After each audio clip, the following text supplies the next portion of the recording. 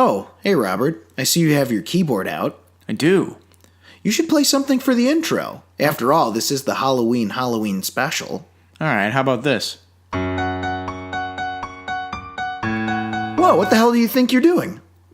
Playing spooky shit? Dude, that's the Halloween theme. We don't have the rights to that. Are you trying to get sued? Oh, good point. Here, how about this?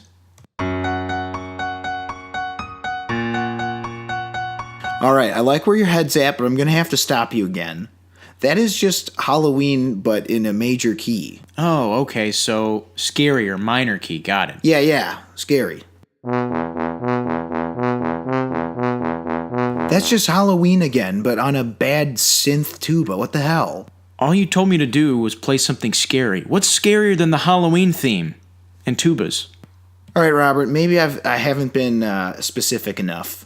Let's get a fresh take on this. Maybe choose a different instrument that's more evocative of October.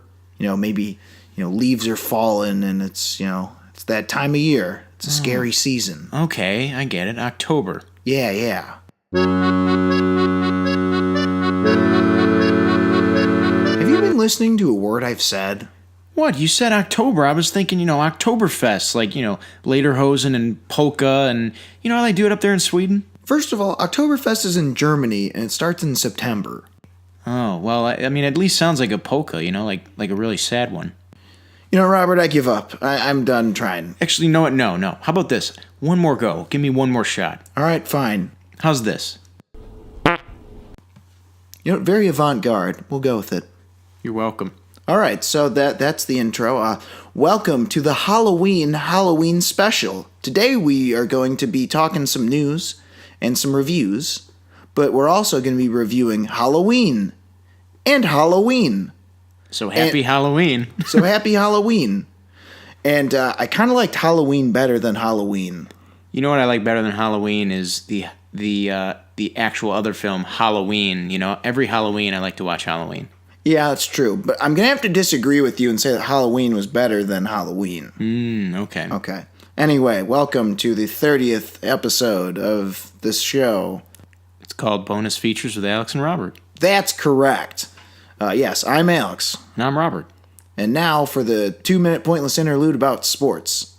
Hawks been picking it up. Got a couple wins. What are they, 6-2-2 or something like that? Some shit like that. I don't know. They won against the Rangers in a close one. Okay.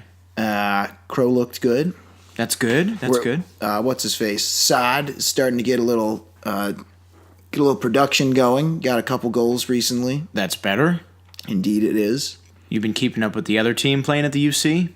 Heard they're having a rough go at it. They sure are, but Zach LaVine has been putting on quite a show. Yeah, dude, I heard he scored 30 points in the first 3. Yeah. Man, and we're still losing. That's pretty crazy. That sucks for him. It sure does. I would like them to turn it around, but they probably won't. Nah, not for a while. Nah. Let's see. We got some baseball. I was sort of watching, but not really paying attention to the World Series. Yeah, me neither. I mean, I've been checking in every now and then. I see the final score, and it's kind of what I thought. What are they at right now, as of this podcast? As of right now, the Red Sox are up 2-0 in that series, and it's what I always thought. Going into this, that's right. I was like, I don't think anybody's going to beat the Red Sox. They're just too fucking good, and I think I might be right. Yeah. Maybe by the time you hear this. Well, I guess we'll find out when we find out. Well, there was another sports event. What was that? Did you watch Bears-Patriots? Oh, Jesus. The fact that it literally came down to the last play, he caught it. God, it was so close. Kevin White, of all people, caught it. I'm like, oh, my God. McAttack has his ankle messed up. Mm-hmm. I think that's really killing us. I think so, but the good news is the schedule gets really easy from here on in. Well, easier.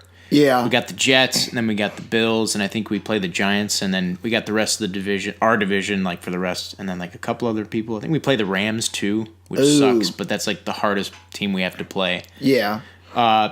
It sucks because the Bears, it's if we gotten blown out in our 3 losses, if we had been getting blown out, sure, but it's literally, it's not even close. It's all it would take would be a second thought for us to be 6-0. Like, Yeah. that's the biggest pisser in the fucking world. Like, it usually comes down to one play. Like, if this person had done this instead of what had happened.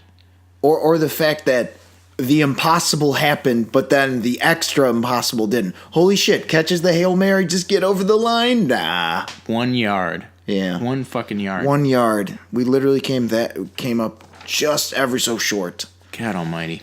Wow, I think that might have actually been only a couple minutes. Okay, good. Instead of our regular 10 minutes. Well, we had to compensate for the long intro. That's true. Alrighty. So now we move on to news. So last week we told you about an unfortunate story, and that was that Flash got delayed to 2021. Well, guess what? Something else from DC got delayed, and that's Wonder Woman. Wonder Woman 84, rather, the sequel to the first one, got delayed to June 5th of 2020. The original scheduled release date was November 1st, 2019. Movie is currently still filming. Well, your thoughts, sir? I know I think we talked a little bit about, like, our concerns for this, and just, like, overall, like, how do you follow up Wonder Woman? You know, the first movie, like, it's pretty goddamn good. Arguably the second best DCEU movie, I'd say. Yeah, it's pretty close. definitively. But I know many people would argue us on that one, but you know. Yeah, but not everyone understands that Superman finally punched the shit out of things. Yeah. You know, excuse me. Right. Go moving on. But it's, you know, if I'm gonna have the option of, hey Robert, there's a Wonder Woman movie coming out this weekend, I'll be like, yeah, I'll see it. Right. I'll always be up for a Wonder Woman movie. And this kind of blows that we're not getting it next year around this time of year. But I guess I'm glad that we're hearing about it now. And though, you know, they are kind of sugarcoating it a little bit too much for my taste, I get why they're moving it. Next year's November is pretty crowded. And while I think Wonder Woman 1984 would win handedly amongst pretty much all these titles, except for one, there are quite a few movies coming out where it was supposed to. Namely, Terminator 6, Charlie's Angels were going to come out that same weekend. Then the next weekend, midway, the third Kingsman movie, Sonic the Hedgehog. Yeah, it's a crowded month, and then at the end of the month, we got Frozen 2. Yeah, we get Frozen 2, which... I get that it's crowded, but I don't know. It sucks. I just... What annoys me is they try and play it off like, yeah, we wanted to do this all along. Right. Then why didn't you have that as the release date if you're so positive about it? They're teasing us. No, I mean, they're like, we're happy. They announced it like they're announcing filming started or something. Like, yeah. We're happy to announce that we've delayed it 7 months. Yeah. Right. It's like, well, because we really knew that June was the best month all along. Mm-hmm. It's like, you know what? Like, I'm sort of calling bullshit. I'm sure, I don't think anything's wrong with the production. It's just, this isn't exactly the story they needed. Right. Especially a week after a story of a similar ilk, which was literally a delayed story. Well, see, delaying Flash. That one is mirroring another DC movie that had some trouble. Yes. The BVS, which had a confusing timeline. Because it was 2014, January. It got delayed a whole month, basically. Mm-hmm. Or, sorry, a whole year. Jesus. Like, so that was crazy. Yeah, I remember and that shit. That was before they had started filming. God. And then they moved it back, or whatever... back or pushed forward. I hate that shit. Ahead?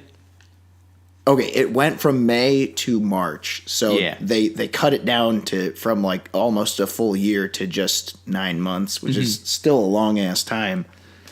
So that's the thing is I don't think this is trouble. It's just like, come on. Yeah, no, I get what you mean. Like Flash worries me because it's like, cool. We have no deliverables for this yet. Yeah. There's no trailer, there's no poster, there's no casting news other than Ezra Miller as Flash. This they're filming. This is like, we have set photos. There was footage shown at Comic-Con this year. You know, Yeah. It's like, okay, there's at least some stuff here where I'm like, the movie's going to happen. Do you think that it has anything to do with maybe they're adding stuff or changing stuff at all? I mean, I'm not really saying. hope not. I'm not saying. Yeah, I'm not saying for the better or the worse. I'm just. When it comes to on-the-fly creative decisions, like during production, the track record is not very good. I would imagine they're probably not, because Patty Jenkins is like, hey, remember how I made you guys a lot of money and I did it competently? And they're like, shit, she's got us there. Yeah, I haven't been seeing like any like scuttlebutt rumors of like the reason they delayed the movie was because Warner Brothers is losing faith. It's like I haven't heard any of that. Because she's going to open a portal to the other dimensions. Right. That's what's going to happen. That was something I thought of too. It's like maybe it is going to be more effects heavy than they anticipated, or I don't know. I don't think that's it. I think they probably just thought like it'll probably do better in June. That's the thing is I looked at the calendar and it's like there's basically the best weekend they really could choose. It'd be like May or later. Well, here's an idea. Or around the time they chose would probably be like the time with the least amount of competition. I honestly think they could have feasibly done pretty much just as well as they did in the weekend they originally had it, because I think the new Terminator is probably going to suck. It might. And Charlie's Angels, it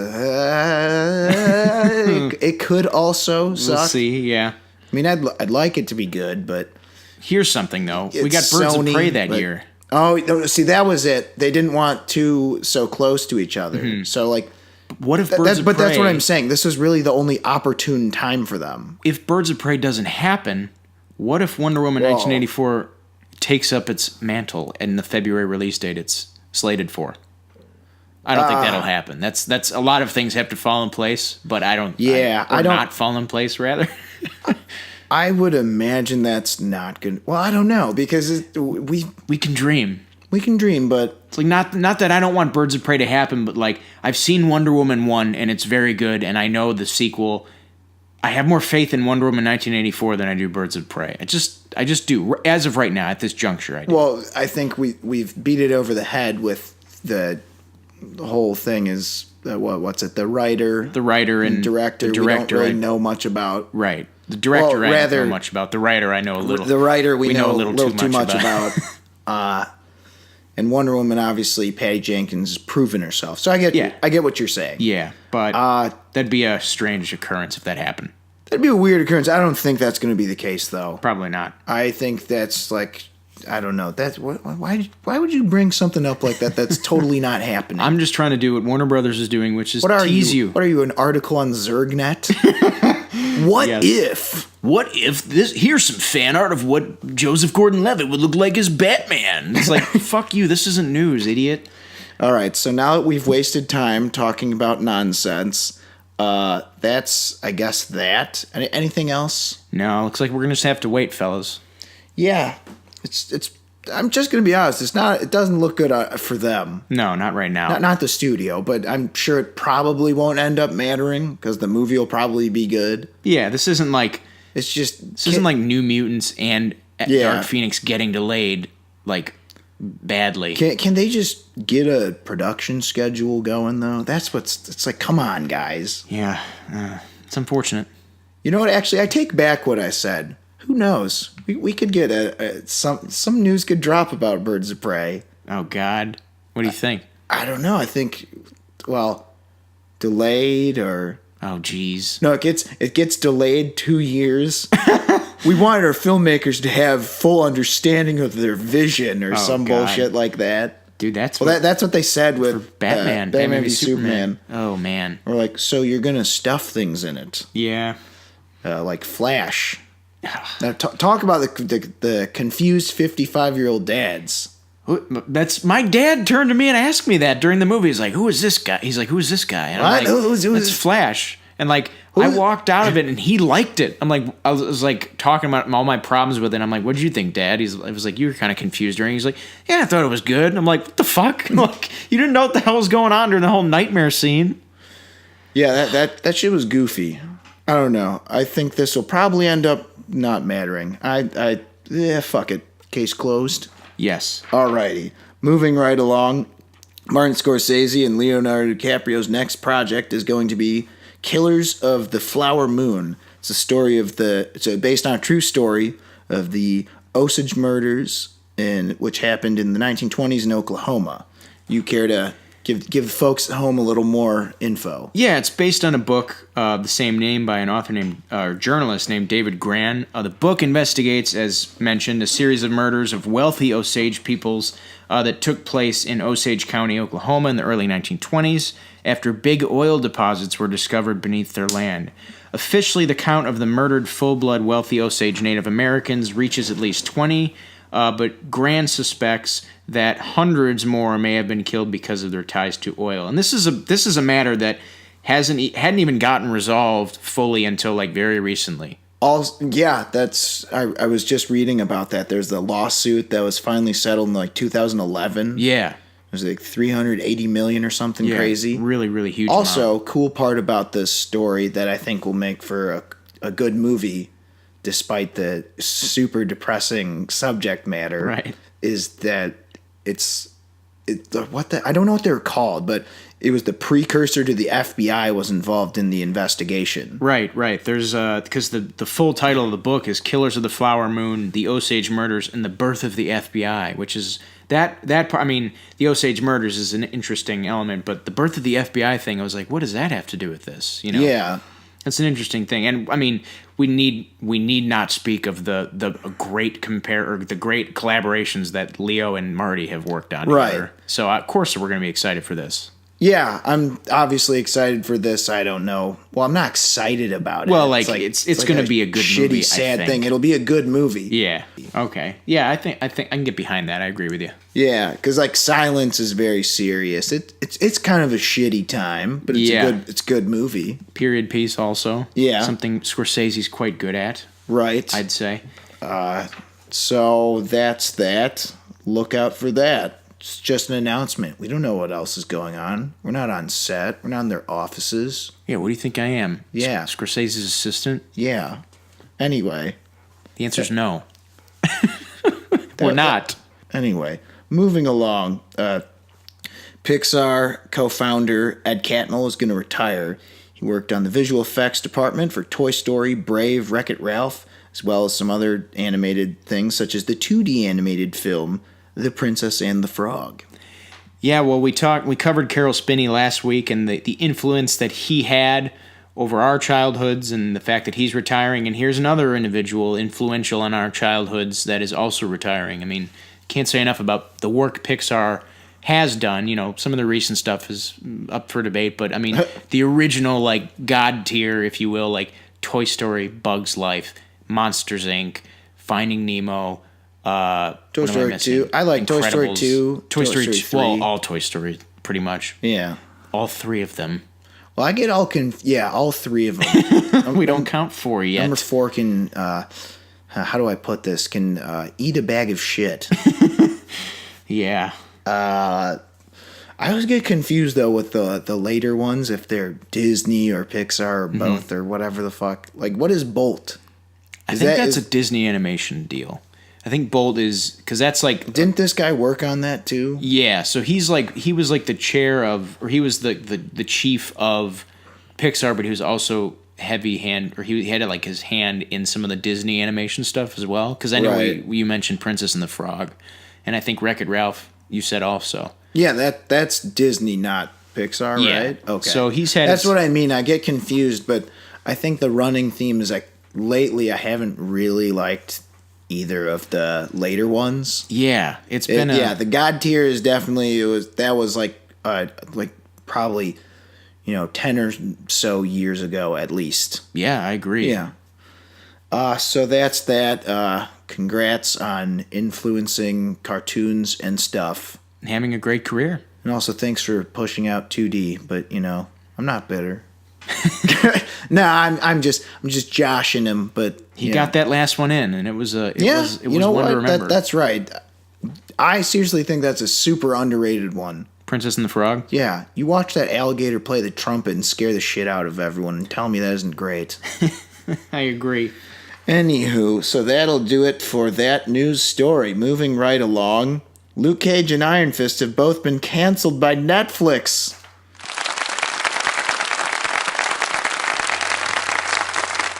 So obviously we've both been vocal critics about the Netflix Marvel shows.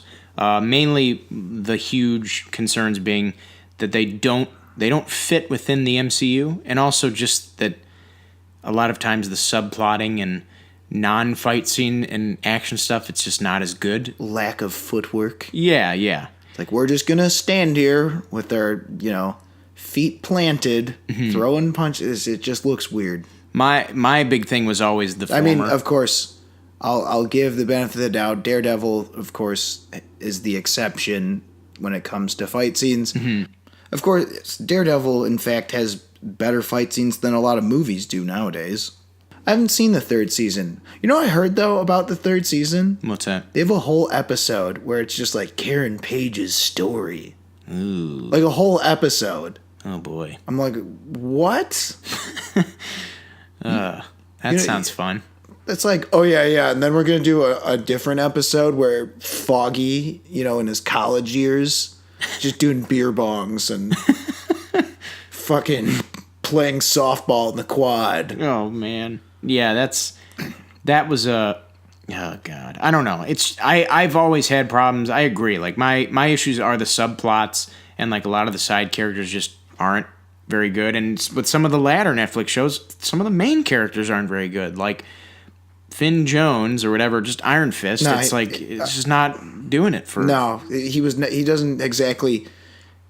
Or at least in this particular series, he didn't exactly jump off the screen. Right. My big problem was always that I never saw, like, I thought Jessica Jones, like, I watched the pilot once. I'm like, yeah, okay, it's fine, but it's not fine because it doesn't fucking, I can't see this taking place in the same universe as Ant-Man. I just can't. And, like, I know that's such a small thing. Like, if you honestly take away the whole MCU element, it's like, whatever, but you can't. They're the same. They're a part of the same universe, and it just doesn't fit. It's such a drastic tone shift. Part of my problem with Jessica Jones is I never really liked the comics that much. Right. Like, she was always fine as a side character in other stuff. Well, the best is definitely Daredevil.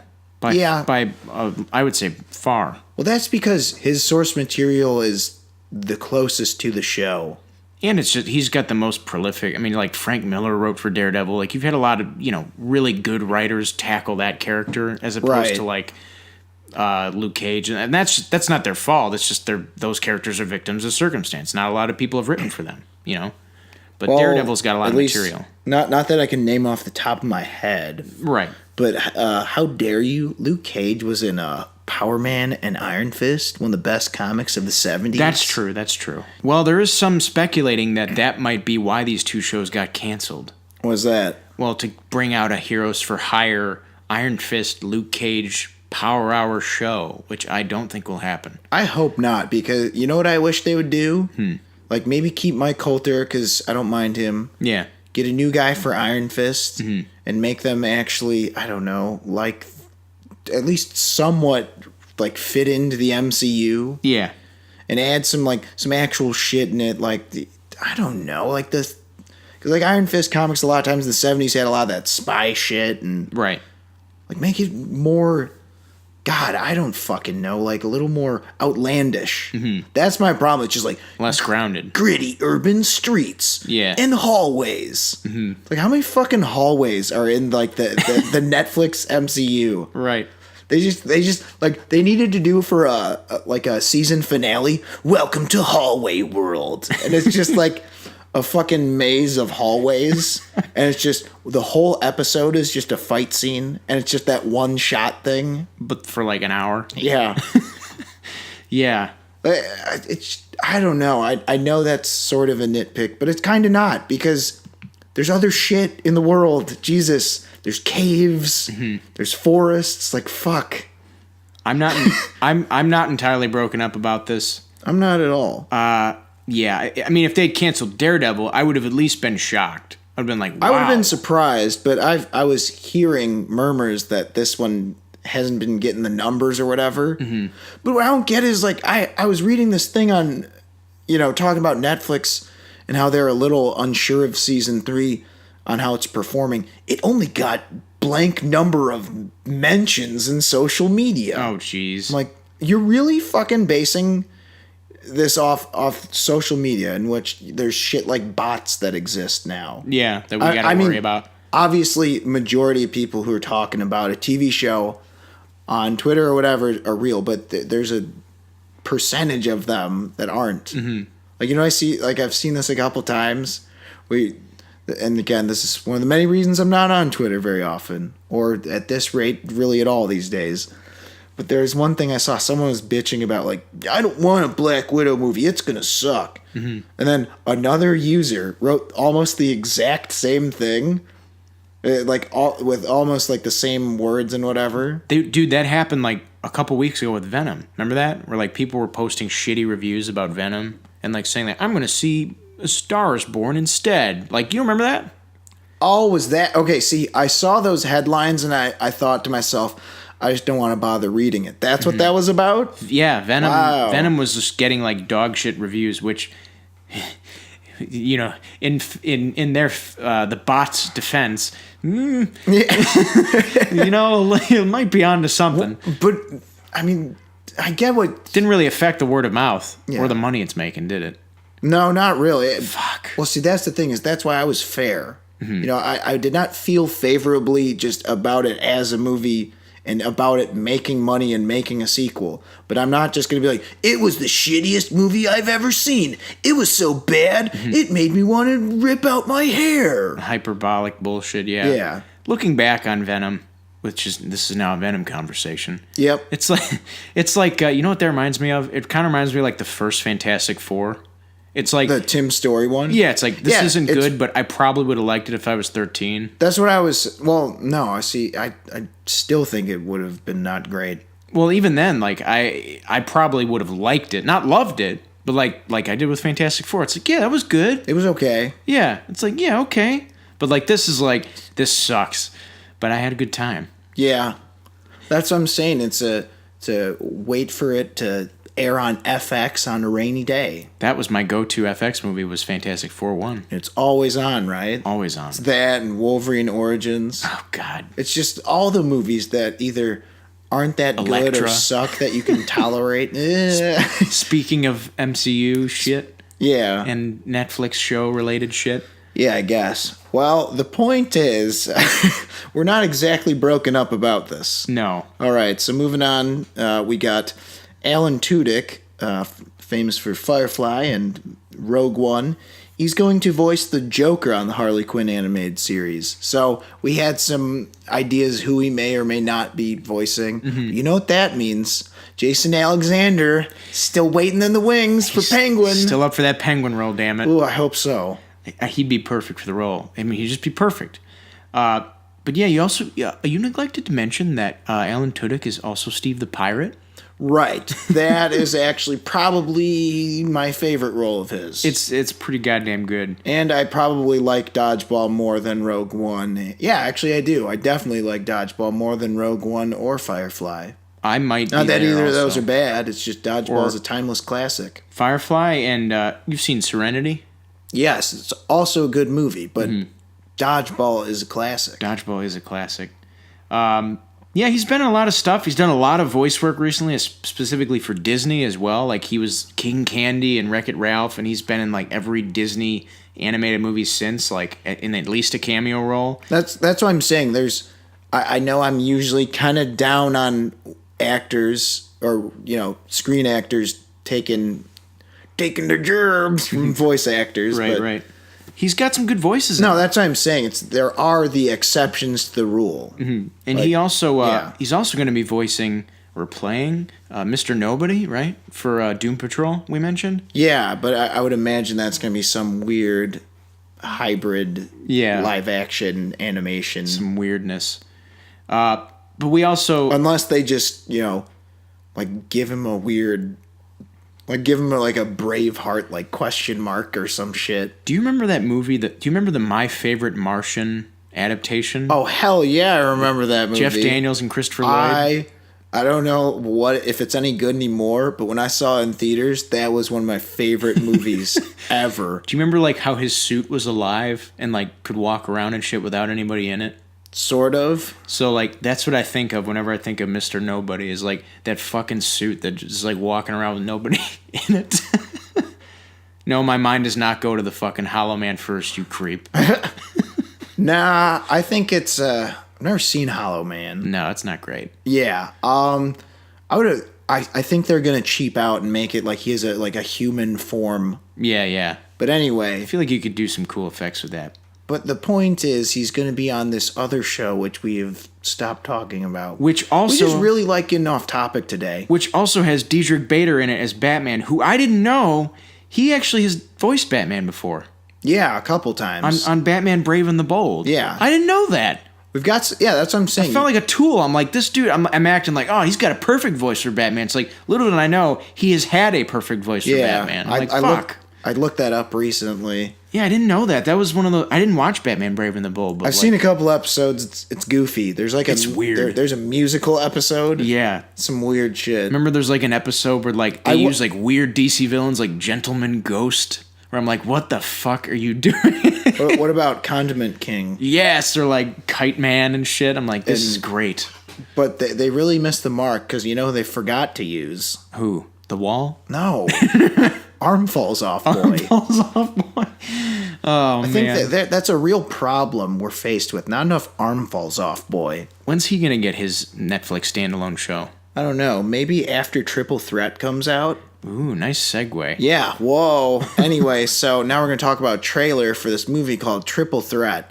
And we have no idea when the hell it's coming out, but it looks awesome because apparently they just don't like giving release dates until like a week before it gets released. Yeah, it says 2018, and as I check the calendar, there's only a couple months left in 2018. So, clock's ticking. Yeah, get on that, Well Go USA. Yes. But that is one of the distributers. Yes. So this stars Scott Adkins, Michael Jai White, Tiger Hu Chen, Iko Uwais. Did I miss anybody? Tony Jaa. Tony Jaa's in this, yeah. And then it's directed by Jesse V. Johnson. Don't know who that is. What has he got? Well, he directed Accident Man. Ooh. Yeah. But that wasn't that good. But you've seen this trailer. Yes, that's true. And what do you think of the trailer? Well, I was going to say this really has everything. Yeah. It's got some elephants. Yeah. It's got some pit fighting. Some pit fighting, some punching, some shooting, some explosions. Yes. Some Muay Thai punching and kicking. Some Kung Fu punching and kicking. Yes. And a lady with a gigantic grenade launcher. Oh, yeah. I forgot what the actress's name is, like Jia Yenin or whatever. Yanin, I think is her name. Just look it up. Her name is Jija Yanin. Oh, I was close. Yeah. Anyway, so she shoots a gigantic grenade launcher. That's what I'm saying. This is kind of like, this is what I've been looking for. A good mix of some machine gunnery, some explosions, some car shit, car chases, punching, kicking. Not so much dancing and singing, but everything else. Yeah, and Scott Adkins. That's kind of the one I would... It's not that he's bad, it's just he tends to like to be in terrible things. Yes, he does. But Tony Jaa, Iko Uwais... Iko Uwais, in terms of what he picks to be in, he's hit or miss. Yeah. I hope Michael Jai White's not in this for 5 seconds, because he's in the trailer for 5 seconds. Well, there's another guy where it's like, I know he's a talented, capable guy, but similar to Scott Adkins, sometimes he chooses to be an android cop. Yeah. Wow, that was a rough one to sit through. Anyway, this looks pretty interesting, and if it comes out, when it comes out, I would like to see this because it's got a little of everything, and Tony Jaa and Iko Uwais in a movie together. Really, those are the two main guys that have me the most interested in this movie. Yeah, need we say more? Not really. You see that The Night Comes for Us? I did not. It was on Netflix. Yeah, I know you did. Yeah, I watched it, and it was one of those things where it's like, it was one of the worst movies I've ever seen, but probably one of the best fight scene compilations I've ever seen. Okay. It was like, just get to the fucking fighting. Like every time they were talking. But holy shit, we're talking close to raid level. Oh, wow. On some of these fight scenes. That's pretty damn steep. So bonkers. And I love how, like, they're like, reality be damned. Like, a guy he has to get stabbed 700 times to finally die. It's like 3 or 4 isn't going to do it. It's absurd. Damn. It's worth watching. Honestly, I'm telling you this right now. If you go on Netflix, just click on The Night Comes for Us. Just like seriously skip through the plot because it's completely dumb, and just watch the fight scenes. I'm not even joking. It's worth it. Damn. Well, I'll have to check it out. Because I don't know if we mentioned it on here, but I really overlooked the whole. He's a triad guy, and then he kills the girl's family, but spares her. Mm-hmm. And then there's this weird, like Leon the Professional-esque, like relation, like weird, like sort of father-daughter, but not exactly. It's like, right, you're my protector, guy who killed my family but spared me. Right. It's like eat shit. Like, yeah. It's like, oh, now you care? Yeah, that didn't go. Yeah, I was like, I didn't realize it till I was watching the movie how little sense that made. Mm-hmm. And then there was like, it turned all anime because you're one of the 6 seas, like seasons in ocean. Mm-hmm. You're one of the assassins in this triad guild. But then this girl shows up and I'm one of the 5 lotuses. And I'm like, what the fuck is going on?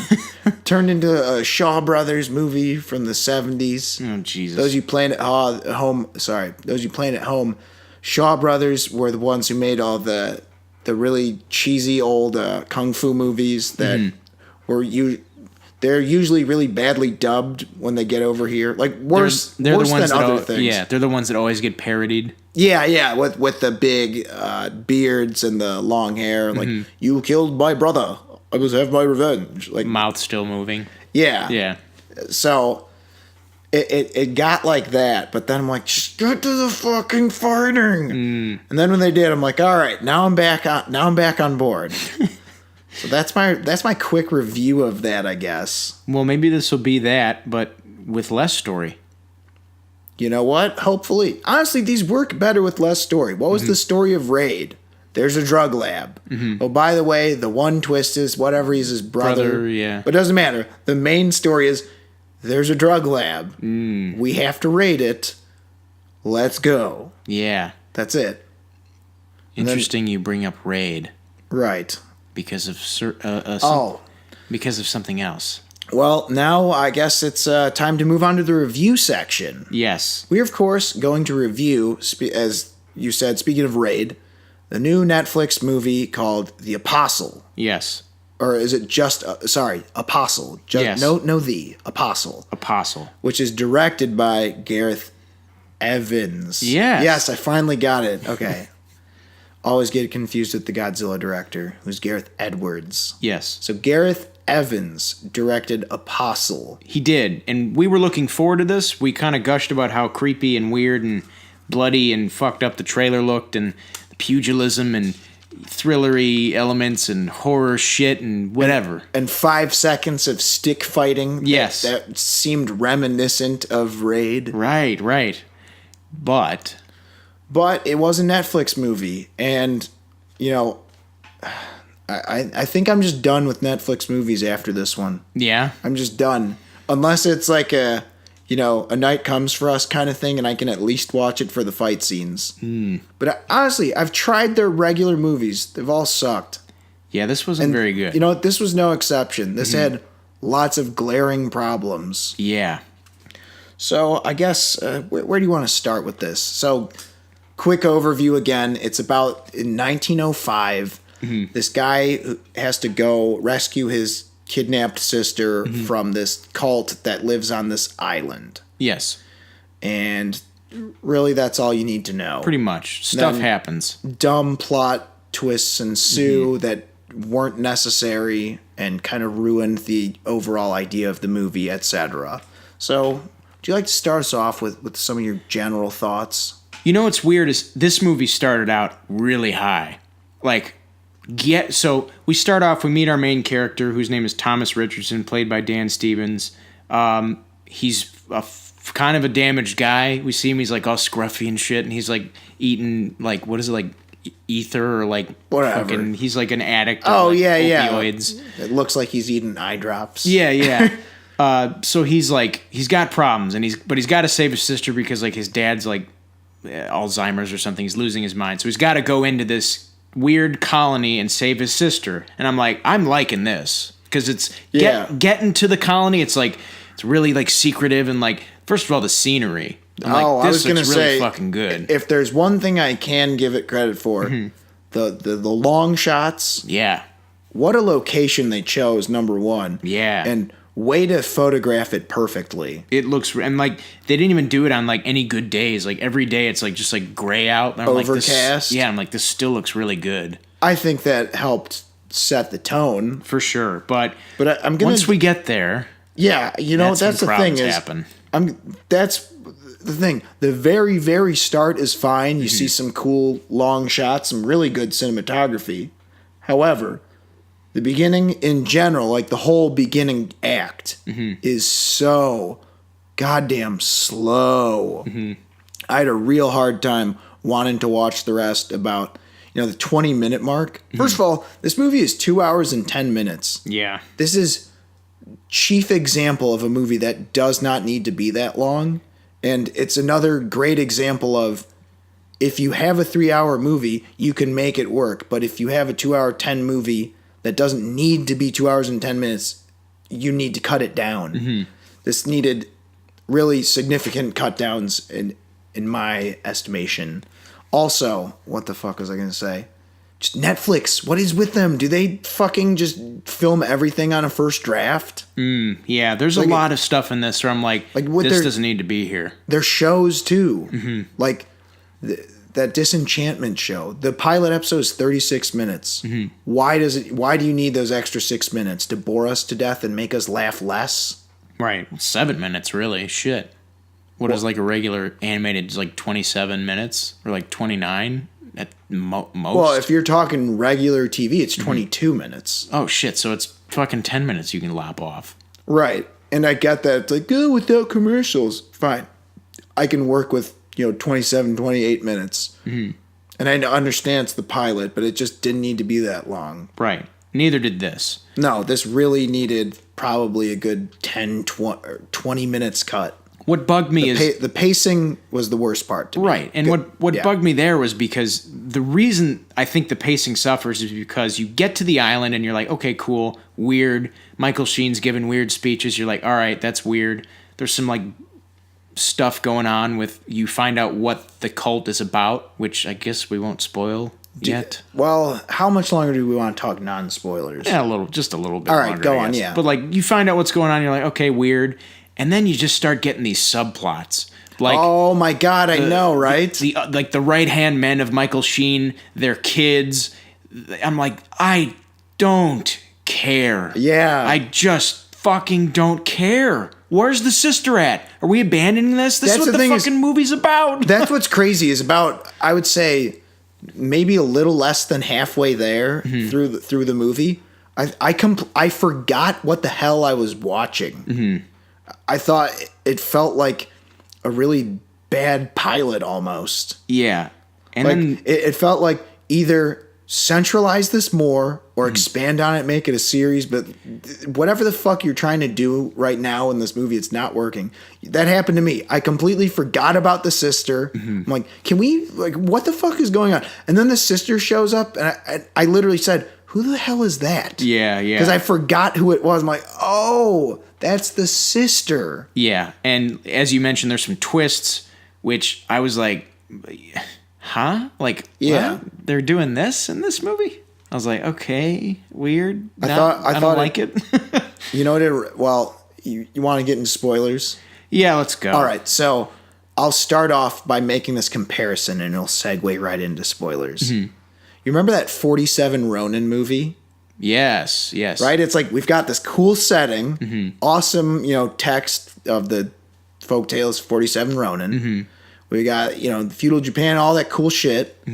Let's add monsters. Yeah. That suffered from this. You had a cool idea and it, certain things work when they're grounded, certain things don't. Prime example, like our problem with the Marvel Netflix shows. Superheroes don't need to generally work a little bit better when they're a little more outlandish, not so grounded. Right. A movie about a crazy cult in 1905, you have enough interesting things going on. You don't need to add a fucking Mother Earth. Yeah, Mother Earth witch lady. Yeah, that was weird. Also, that didn't really make sense. It's like, she needs the blood of the animals.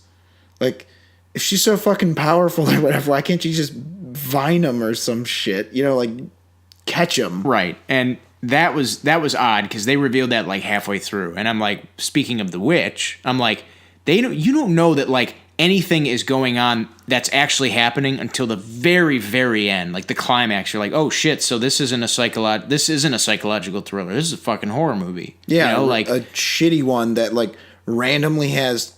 I'll give it credit here.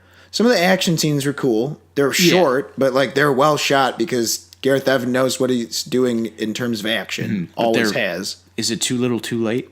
Oh, definitely. Mm-hmm. Like, you know what fight I thought, like, you know what, fuck you. I don't care. The fight with the head guy. Yeah. The head guy and the one kind of young, fresh-faced kid who knocked up his girlfriend. Yeah, yeah.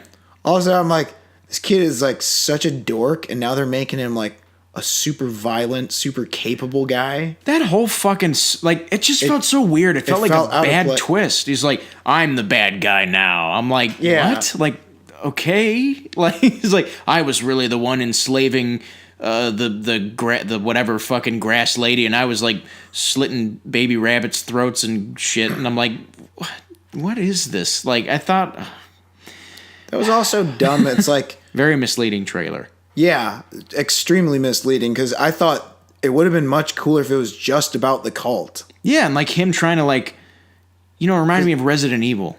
You know, like Resident Evil 4, like going through the town and like finding the dark secrets and like, but still not forgetting like, okay, what am I here to do? I'm here to find the president's daughter in Resident Evil 4 in that case. Yeah. This is like, all right, I have to find my sister. But this is like, what's the leader of the town's daughter up to? Uh-oh, she's not okay with her dad's teachings. Yeah. What's the two right-hand man's kids about? They're having a tryst. The redhead lady was just like, I'm that dreamy girl you like on the cult island. I'm like, what the fuck is this? Is this an episode of Freaks and Geeks? Or is this, a horror movie in 1905? It strayed too far away from the promise of the premise. Completely. Mm-hmm. Let's see what else I got here. Yeah, I said that mention the fight scenes. The weird witch creature was just dumb. The lore just didn't make sense. It's so many questions. Yeah, it's like the blood does what? Yeah. It's like I felt like a 55-year-old dad in this. Yeah, I was just like, why the hell doesn't she just get the food herself? Yeah, she can't go kill those animals herself. When I was a kid, we had to kill the animals ourselves. Also, it was kind of unclear what was the deal with why they got there. Were they criminals that were banished? They're like convicts, and like I thought they're shipwrecked, or they were like stowaways or something. Here's one thing I also thought. Do you think the island was archaic on purpose, or do you, as part of the story, or do you think that was just because like they just didn't give a shit? They're just like, make it old timey. I don't know. I want to give them the benefit of the doubt because if I say that, I mean, because that would make sense because cults generally are pretty archaic, even if they're modern or whatever. Yeah, I just figured it was like we have limited resources out here, so we don't have like the luxury of like having like electricity and shit. Yeah, but. Yeah, it's there's still a lot just up in the air of like, what is that? Like, what does this do? Who is this? Like, there's just so much from like, what's this guy's deal? Like the one dude with the bandages on his face. I'm like, what's that about? Also, why? I thought their weird pirate music dance scene was dumb. Like, yeah. Like if they're so evil and ominous, just doesn't seem like they'd be having fun or whatever. Yeah. And I also couldn't, like, necessarily grasp, like, what exactly the religion was. Like, is this Christianity or is it not? Because, like, they reference, like, passages from the Bible. But didn't they explicitly say it's not at one point? Yeah, I'm like... He's like, we don't believe in, like, Jesus or, like... So he says something where it's like, you just contradicted, like, half of this movie. And then, I can't remember what it was. You know what I'm talking about? Right. There's a lot of shit where I'm like, where did that come from? Like, you can't have a kid. It's forbidden here. I'm like, what? Like, what? Like, it's like, did I miss something? Also, I thought that was... I kind of hated the main character after a while. Mm-hmm. He has no personality. Well, because he doesn't do anything. He's just very, like... he's just very frumpy and boring. He just didn't do anything. They didn't give him anything to do until the very end. He's just an asshole, like the entire movie. Also, he puts his trust in that kid way too quickly. Yeah. That was when I started to notice. I'm like, I don't think I'm going to like this. This is dumb movie. because that was the thing. I'm like, hey, kid on the cult island, I'm here to like infiltrate you assholes. Oh, that's good to know because I've been waiting for someone to infiltrate us. Like, how the fuck do you know he's not going along with the program or not? Well, I mean, I'm sorry. I'd forgive that if they set it up better, or it's like there was something where it was very obvious. Well, I sort of interpret it as like because he knows about them, the two daughters. He catches him. Yeah, but he catches him banging in the boat or whatever. Even then, it like isn't necessarily established that like they can't. You know, it's like why can't like have sex or whatever. Yeah, I'm like, well, why can't they? Why can't they be in a relationship? Well, you just figure, culty. That's what I felt like. It was like the excuse was because culty stuff. Mm-hmm. That's what I'm saying. It really felt like a first draft, and so did just about everything that I've watched on Netflix. Mm-hmm. That's Netflix original. Disenchantment, the Paradise PD, Message from the King. Mm-hmm. They all felt like first drafts. I don't know if a second draft would have helped the story on The Night Comes for Us, but at least that had... I'm not even joking when I said compilation of fight scenes, just to bring that up real quickly. Mm-hmm. I feel like almost a half to 2/3 of the movie were fight scenes. Of Night Comes for Us? Yeah, because the last fight, I looked at it because I watched part of it again. Mm-hmm. Because I fell asleep periodically during the talking scenes. So I had to rewind. Mm-hmm. And then what ended up happening is I watched a lot of the fight scenes twice. Mm. The last fight scene is legitimately, I think, 10 minutes long. It's like the end of Face Off? Basically. Well, it's because okay, here's my favorite part. So Joe Taslim, he clears the room, fights all these guys, and he's like, fuck it, I'm just going to shotgun the last 3. Iko Uwais' character, he's got him dead to rights, has the gun, and he does the classic, my favorite. Throws the gun away. Nah, fuck it. So then they fight for like 10 minutes, and it was one of those fights where they literally break down every single thing you can do. It's like, how many punches can we throw? How many kicks? How many knees? What about grappling? What about punching and kicking while we're on the ground? Damn. Standing grappling? What about throwing people into things? Damn, they cover all the avenues. Oh, and then they got knives. And then stabby. They get all stabby with the knives. Yeah, it's like, well, what if you get stabbed like 6 times here? Oh, well, speaking of that, sorry to interrupt myself. But yes, the fight scene covers all bases. Mm-hmm. Back to the less entertaining Netflix movie. Mm-hmm. So there's that part, right, where... What is it? The bat at the very end when the dweeby kid is fighting the cult master. Yeah. So he stabs him like 8 times. Mm-hmm. It's like, I get it, like it's a movie, but it's that they continued to fight like nothing was happening. I'm like, right. He'd be taking some damage. It happened again, like in the final battle with Thomas and the bad guy, where like he literally stabs him like 5 times in the side. And like, well, at least he finally died at the end, though. Right. Well, like, all right, so that made sense. Well, sort of dies, not really. Oh yeah, he becomes the new witch lady. That was the point where I'm like, now I know I hated this movie. Yeah, oh man, you know what's weird is like there are parts of this movie I think that was a good scene, or like any scene where anything happens is like yeah, like the fight scenes. They were fine. I thought the one my favorite scene, for the exception of the last one. Yeah, my favorite scene was the one with the fucking where he's on the stretching rack with the grinder at the end. I'm like, this is a great scene. See, and that was cool because it's like I could see the real life cult being creepy like this. Right. I'm like, why wasn't the movie more like this? Also, the like, she's in the background, like the witch thing. Mm-hmm. That was so dumb. I'm like, if she can get up and move, why the fuck doesn't she just get her own food then? Yeah, that was... Also, why are there 3 leader guys? That was so stupid. And like, if you really are the main leader of the fucking cult, then like, why are you playing bitch to Michael Sheen? Like, if you're really as evil as you... Like, it felt like a weird twist. Oh, like, yeah, I'm actually the bad guy. I'm like... what? Like, where have you been? I just got so confused at who was in charge that didn't really even faze me. Yeah. I don't know. I did not have a good time watching this, besides like the 10, 20 minutes of it that was any good at all. I thought the beginning and the end, like the very beginning and the end, were fine. Yeah. But beyond that, the middle's super fucking slow. The movie looks good. The acting's fine. The acting's serviceable. There's Yeah. nothing really wrong with it. The effects are good, like mostly. It's just not. It's too fucking long. Too fucking long. It's really too long, and I think they could have just rewritten it to not include the witch at all, and just focus on the cult thing and go more with that. Mm-hmm. I was really disappointed. As was I. So now we move on to scores. What do you give it? I'd probably give a 5.5 out of 10. Not very glowing. That's pretty generous. I would give this... Because I like Gareth. Yeah, that's the thing, is that was what was so disappointing about this. I'm going to have to give this... because I legitimately would not watch this again, even if it was on cable. But just because the scenes that were so competently shot, or that worked well, were so competently shot, and it just looked good. Right.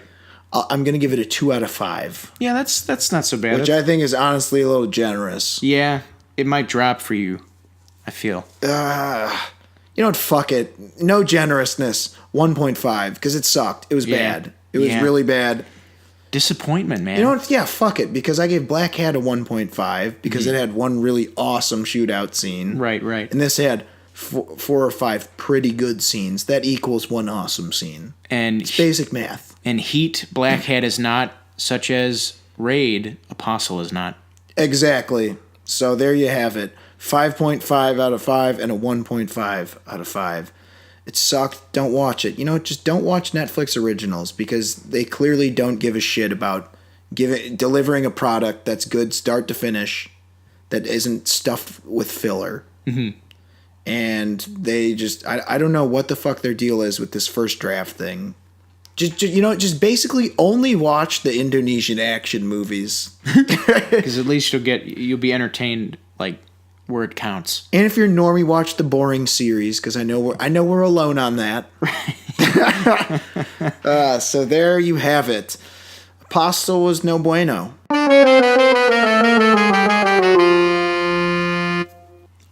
So moving on to our next review, this is the Halloween special. So now let's get on to the main event. So we both saw this movie this weekend, and overall throughout this year, it's been... What movie did we see? We saw Halloween this weekend, and Halloween. Yeah, we saw Halloween and Halloween. Yes. One was the new Halloween, however. Yes, the other was the first Halloween, which we'll get to later. But first, we're going to review Halloween. So this year's been a trying year. We're going to review the new Halloween first. Yes, the 2018 Halloween. Right. So I don't know about you, but we've gone on and on about how bad this year has been or not how bad, but disappointing. You know, how many movies we've gotten that we're looking forward to that just, they didn't deliver. They weren't a good time. Or at least there's a lot of things that have been mediocre. Yes. This was surprisingly not one of those. Yeah, and it's kind of funny is because of all the disappointments and whatever. It had a lot riding against it. Honestly, I think from the beginning, I was a bit weary about this movie. The retconning. Well, there was that. It's just, how many other things have we fucking rebooted or redone at this point? Mm-hmm. Like, it's just nothing safe. Like, even like random, like, sort of, capsules of a certain era are getting redone. Like, there's a new Clueless coming out. Yeah. I'm pretty sure they're working on new Gremlins. Sure. Just like, if you had anything remotely successful, it's just like, fuck it. Let's just keep making it. Mm-hmm. So it's getting a little irritating. I guess for better and for worse, this was one of the good ones. Yeah. This is, I'll say I soft loved this. Soft loved it. I had a really, really good time with it. That's the thing, is I definitely had some problems with this. Yes, it's not perfect. No, it's not perfect, but it was a good-ass time. Really good time. A really good time. Mm-hmm. So let's get right to it. We're going to do a different review structure this time around. Yes. So starting first, the most important part of a horror movie, the kills and the body count. What'd you think? Well, the movie kind of starts out a bit tame. I'll say that without spoiling anything. Some of the kills you're starting out, you're like, okay, that's fine. I've seen that before. But then they get a little wacky in kind of a good way. Okay, so do we want to do spoilers or no? I mean, we don't have to. Okay, we'll wait. We'll wait. Because there is one kill or death where you're like, oh man, that's creative. I was going to say, it starts off kind of whatever, but then it just piles up very, very quickly. In fact, I'd say probably more quickly than any of the other Halloween movies, probably. Yeah. Or at least that I can think of off the top of my head. Yeah, there's definitely a lot of kills. A lot of bodies. Let's just say Michael goes for a little stroll through town. He goes for a stroll through town, and he gets a little creative on some of these. Yeah, he's still pretty super strong. Yep. Basically. The strongest, I would say. And he uses that strength wisely. Right. He varies it up with some bashing, some stomping, some typical stabbings. Yeah, so it's an interesting structure of the kills. They get better. Yeah, definitely. Mm-hmm. Now let's go on to this one. We can pretty much do without. Well, some of them we can do without spoilers. So characters and the acting. That was actually one of my biggest problems with this. Mm-hmm. Really, to me, the only character who I was really interested in was Laurie. Well, that's Laurie, for sure. Laurie Strode, obviously Michael. Yeah. I didn't like any of the new characters. Like the kids? No, they all sucked. Yeah. We're such millennials. We're switching the costumes around. Yeah. It's like, it's not that they did that. It's that, like, these characters did. I'm like, God, I hate you. It's like Disney Channel looking asshole guy with his 1997 haircut. I did like that they, well, spoilers, I guess. I did like that they made him turn out to be an asshole. Yeah. But then it never gets resolved. Yeah, well... There's a couple of things that don't get resolved. There's a couple of things that don't get resolved, but the one kid from Blockers was in it. I'm like, no, I hate that fucking kid. Yeah. I don't fucking know him personally. I don't care for his acting. Yes, his acting prowess. Or his fucking man buns. Well, he just had generic long stoner hair in this. Yeah. I kind of felt like the kid characters were, like, from 2003. And just kind of airdropped into a modern movie. Yeah, I didn't care for any of the other kids aside from the granddaughter. I thought she was fine. I didn't really care about her character. Boring. Actually, no, I take that back. The one I did like the what's her face. I don't remember any of their names though. The babysitter friend. The babysitter friend. Yeah. Hold on, we're forgetting the MVP of the whole movie. Yeah. The little kid who's getting babysit. The babysittee. The babysittee. Yes. My God. Wow, that kid has serious timing. Theater was howling. Yeah. Holy God. Every single line he said was hilarious. No, I'm just here to cut my nasty ass toenails. God damn it. I just love that. Or when he's getting chased, fuck that. God. Which is like, there are some scenes, well, shit, I mean, we're talking characters, but characters are funny in this. There's a lot of funny in this movie, which I was shocked at. Some of it works. I felt like the dad tried too hard. You know who that dad is? Yeah. Fucking Cotton Hill. Which is weird because he just seemed kind of, I don't know, I just thought he was kind of poorly written as like, we're trying to make him the bumbling doofus, get it? I'm the goof. Yeah, but... As I've pointed out many times, horror is a wonderful, unique genre in which having shitty characters is, well, it can be a lot of things. One, it can be part of the fun. B, sometimes doesn't really matter. Or C, if you hate them, they might go bye-bye. Right. And, well... Some of them do, some of them don't. Some of them don't. But you know who doesn't? Okay, there was also, we're forgetting, Fat Dweeby Kid. What'd you think about him? I thought he was just eh. I mean, not on screen enough for me to care. What about Lamo Loomis? I didn't like that guy. I thought he sucked. Well, I have thoughts on his character. I thought everything about him. Well, I know what the thought, or if we're thinking about the same thing, which I think we are. Mostly, my feelings about that character were like mainly tied to that spoilerific thing. Yeah, we'll get there pretty soon. And then you had, what do you think about the two journalists? I honestly thought that was a really smart call by Danny McBride. I'm like, true crime podcast. It's like, right. Yeah. It's smart. I'm like, yeah, of course people would go and like try and find Michael Myers. Like, right. Because true crime. Like, that makes sense. They're fine. Also, Jamie Lee Curtis, it seemed like she hadn't skipped a beat. She is so fucking good. In this. God damn it. Like, she kills it. It's 40 years later, and it's just like, when she does her first, like, get inside! Like, the first holler. Yeah, dude. I was like,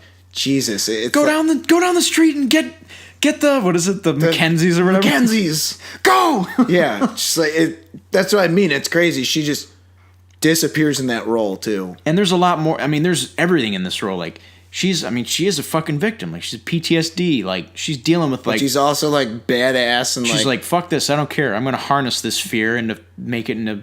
fuck you, Michael Myers. She's just, like, all about guns and, like, log cabin houses and shit. There's also just, like, a bunch of... They do shit like that, too, where it's like, Laurie becomes the boogeyman. And I'm like... They do some homages to the original Halloween where I'm like... Oh, I know exactly what you're talking about. I like that. All right, I like that a so lot. the overall story, they added some new things, Yes. like the what's it called, the journalists or the true crime podcasters. Yeah, the disaster planning Laurie Strode. And this to me was just such a better example of, all right, we're gonna do this movie, a sequel to something that we haven't touched on, I guess, technically, in 40 years. Right.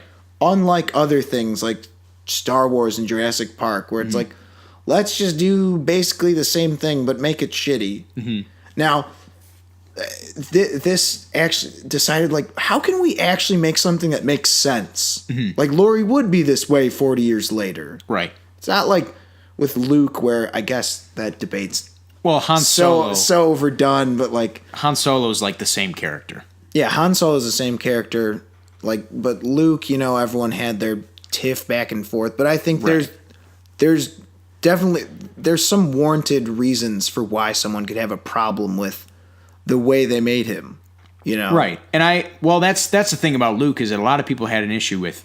They thought that they added elements to his character that compromised who Luke was in all those originals, including the guy who played him. Yeah. But I don't think they compromise anything about Laurie Strode. That's what I'm saying. Which is good. It makes perfect sense that she'd be the way she is in this sequel later down the line. Right. There's nothing where I'm like, I'm not buying that. Mm-hmm. Let's see.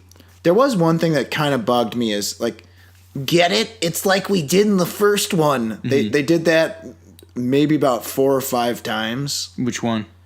Well, just like little homages. Oh, like the, well... Well, fuck this. Do you want to just do spoilers? I'm done. All right? Let's go. Okay, so we're going to be circling the wagons on some of these, by the way. Yes. So, spoiler time. Like, the one friend who I actually... The only young character who I liked at all, really, aside from the kid. Mm-hmm. But I mean of the friends circle. The babysitter. Yeah, the babysitter. I liked her character. She was like, whatever, fine. Right. Like, she had good chemistry with the... Like, I thought that dialogue was really good. Mm-hmm. The whole thing where she's in the sheet.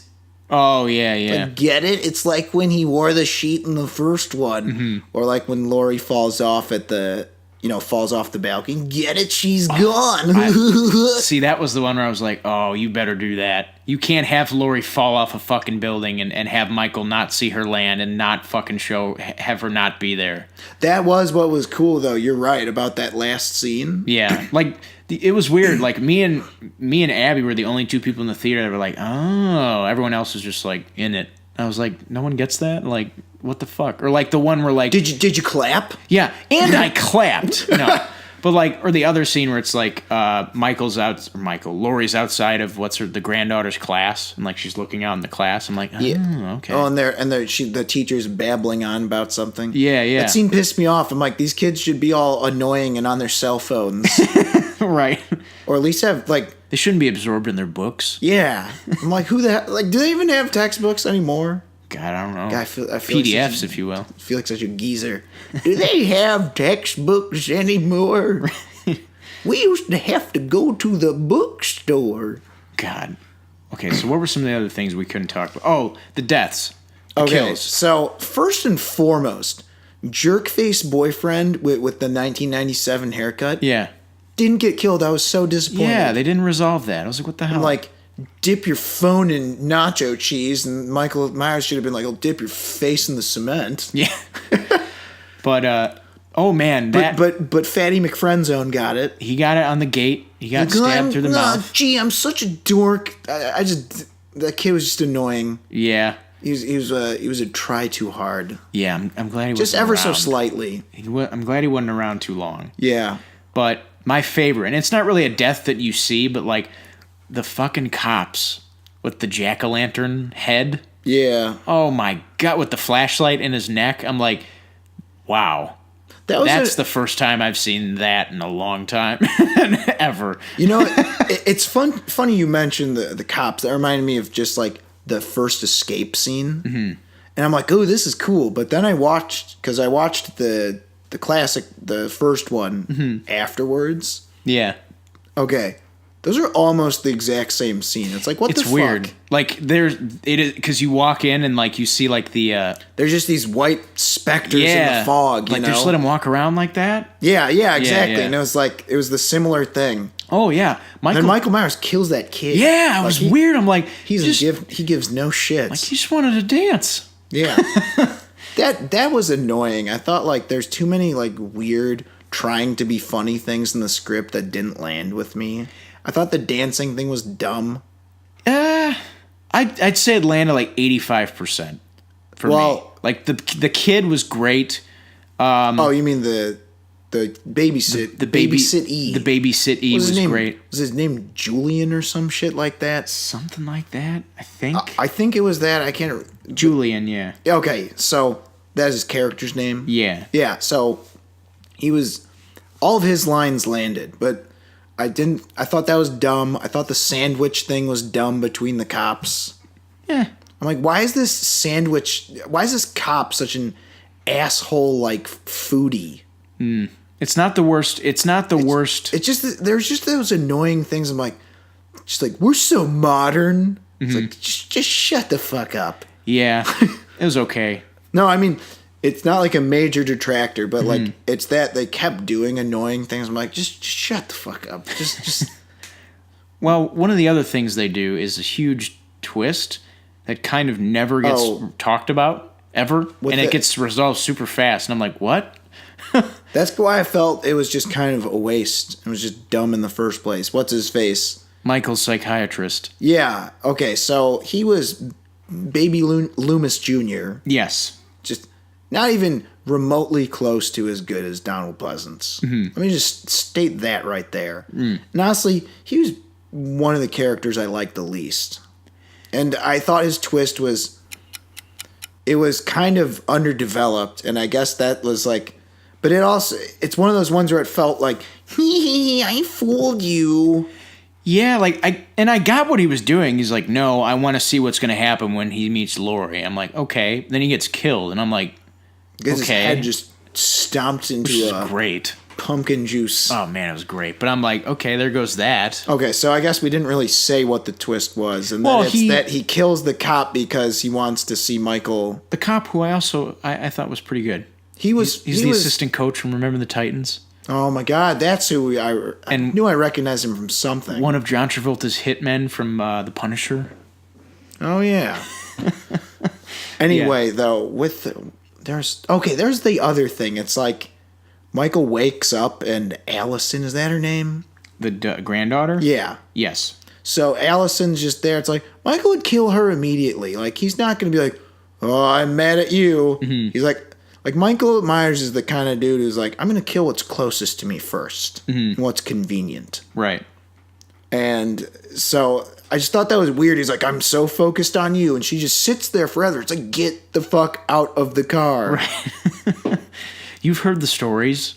And then the part I did buy is like, she starts to run. He's like, well, fuck it. I'm not going to waste my energy.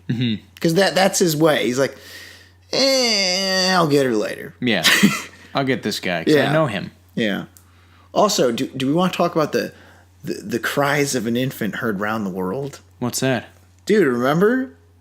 Wait, he's walking through the house. Oh, Jesus Christ. Yeah. That freaked me out. I'm like, oh, God. The whole theater was just like, please don't. And they don't. Which, I don't know why Michael wouldn't. I feel like if I'm going to do mental gymnastics, Michael likes a hunt. Yeah. And I think because he's pure evil. He's supposed to be an embodiment of pure evil. Mm-hmm. But, so I guess that part doesn't match up. Right. But his the fact that he likes to play games. Yeah. Yeah.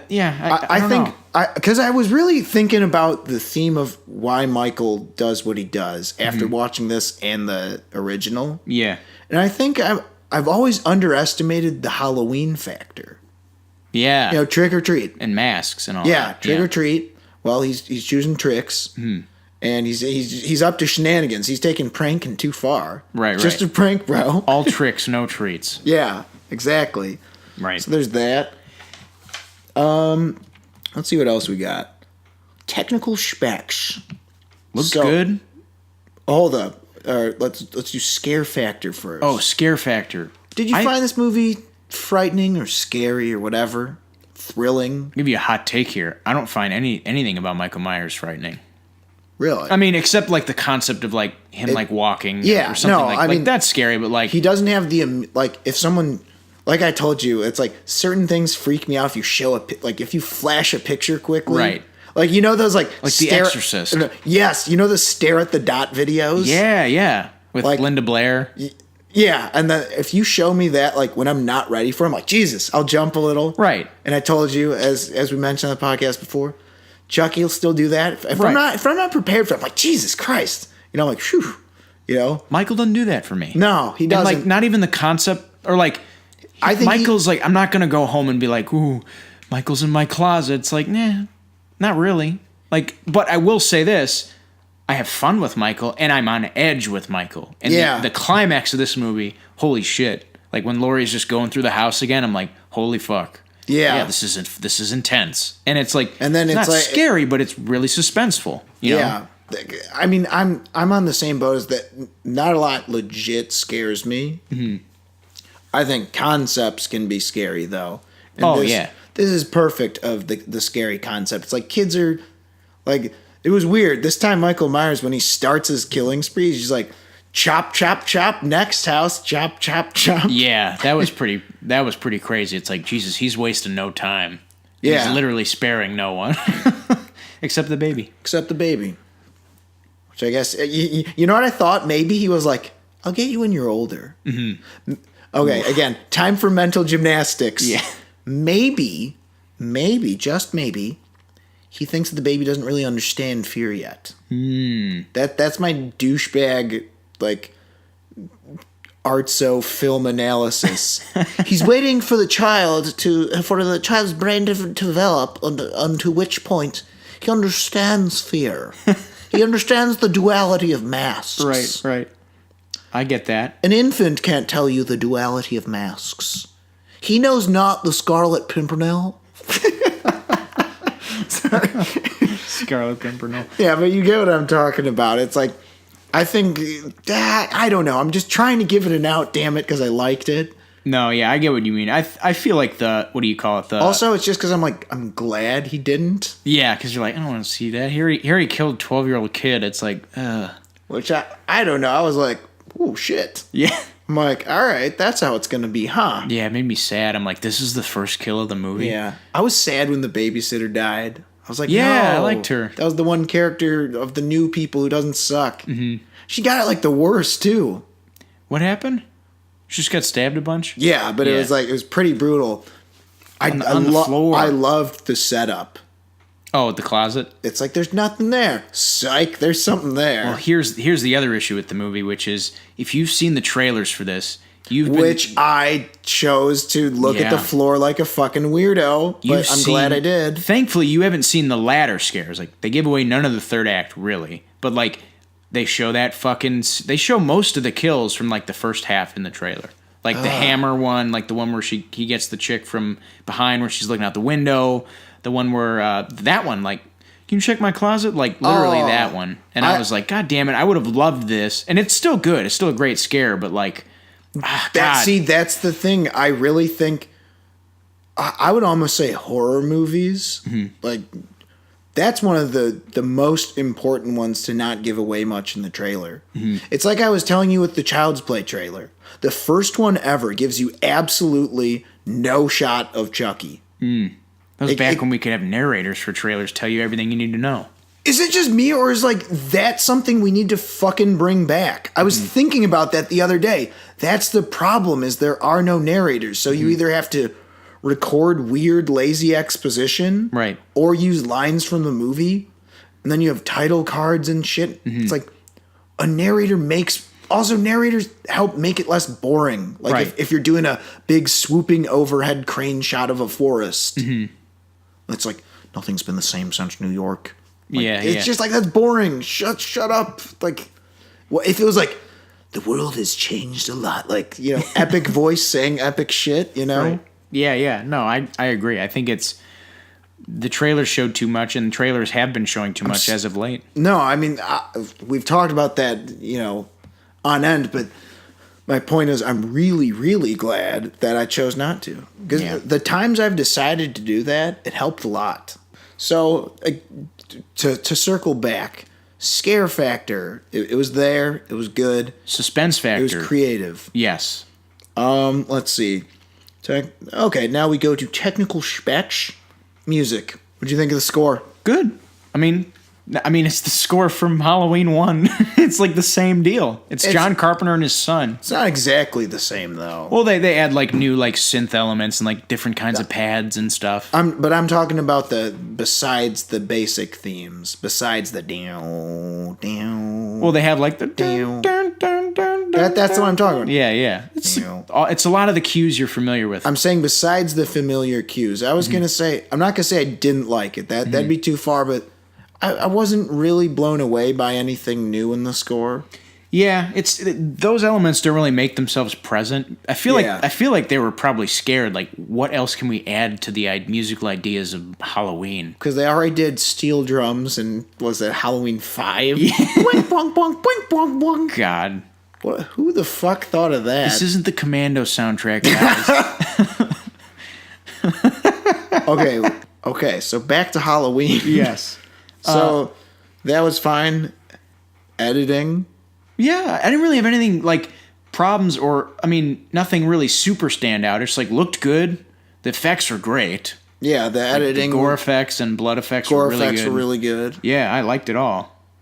I thought the design of Laurie's house was awesome. Oh, yeah.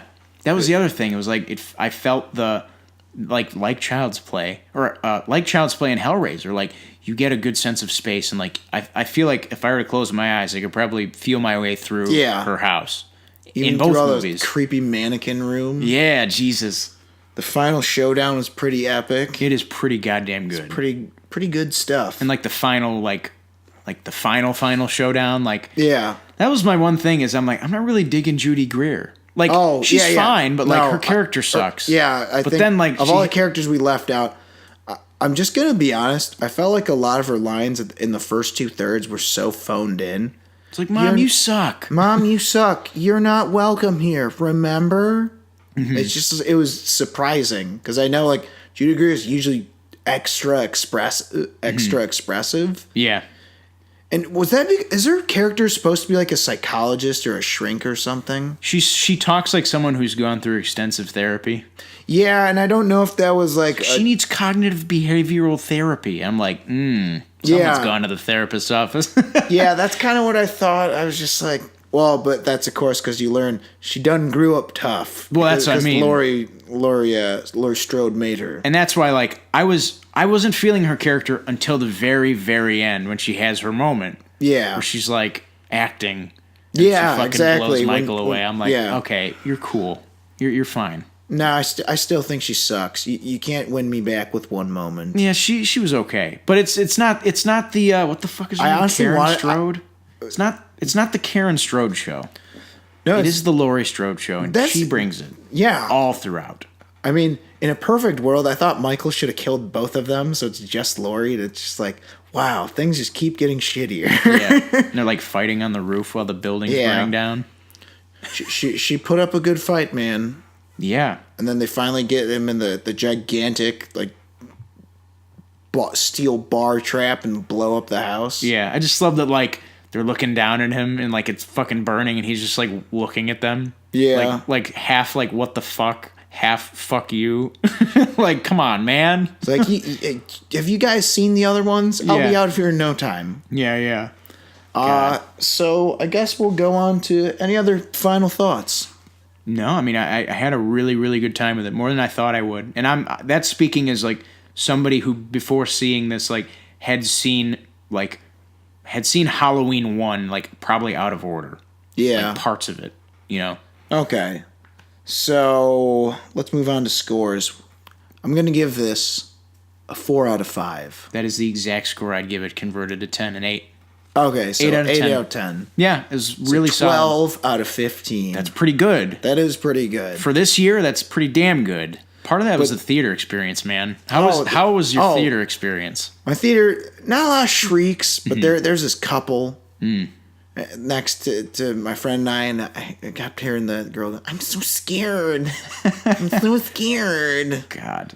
It was like, God, this is your... And then the dude in the couple during the trailers, oh, that was scary as shit, bro. It was like some garbage, like one of those, like, shitty, like, the Ooger Booger Flicker Lights Man movie. Yeah.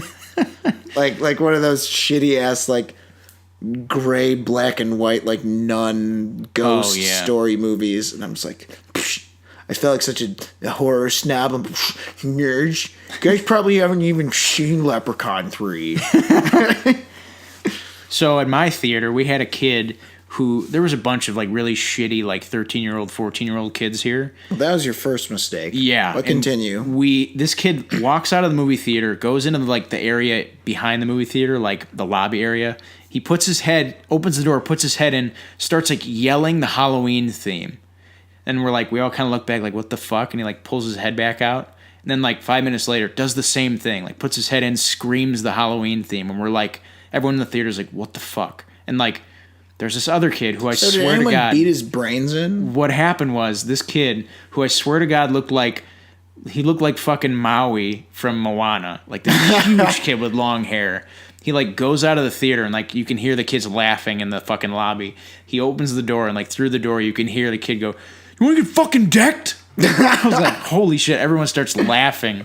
Kid comes in, everyone starts clapping, and the kid takes a fucking bow. I was like, wow, that was great. And thankfully, it didn't happen during a really important part.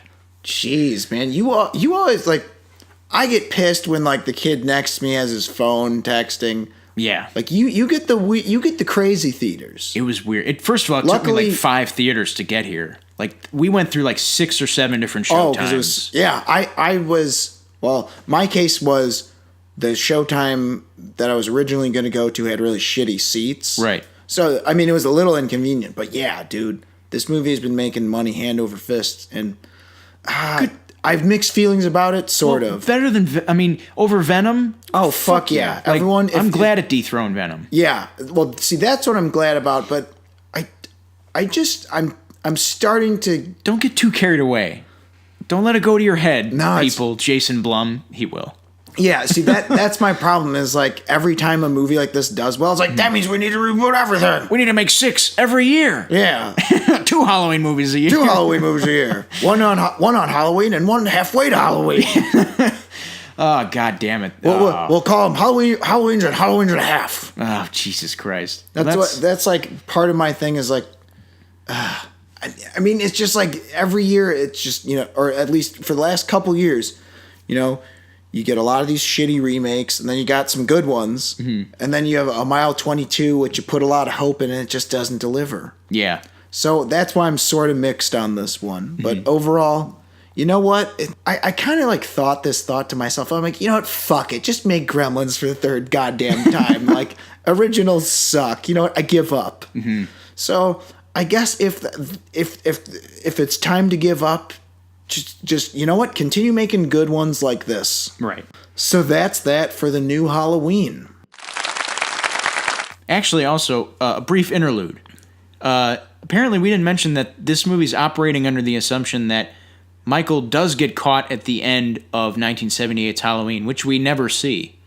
Yeah, whatever. I think they mention it too, like he gets shot by Sheriff Brackett, like while he's running away from the house or some shit. But whatever, who cares? He gets caught. Well, I mean, we made it through like a whatever, however the hell long we just talked about this movie without mentioning that. So it's not a big deal. So you know what? You slipped one by us, David Gordon Green and Danny McBride. Danny McBride. So who cares? Works out just fine. And now we return to your regularly scheduled clapping at the end of a movie we liked. And now we move on to our final event. And that's, of course, our review of Halloween. The other Halloween. Because we just reviewed Halloween, so now we're going to review Halloween. In honor of Halloween. Right. So, okay, all annoying-ass puns where we just keep saying Halloween. We're reviewing the original classic John Carpenter-directed 1978 Halloween.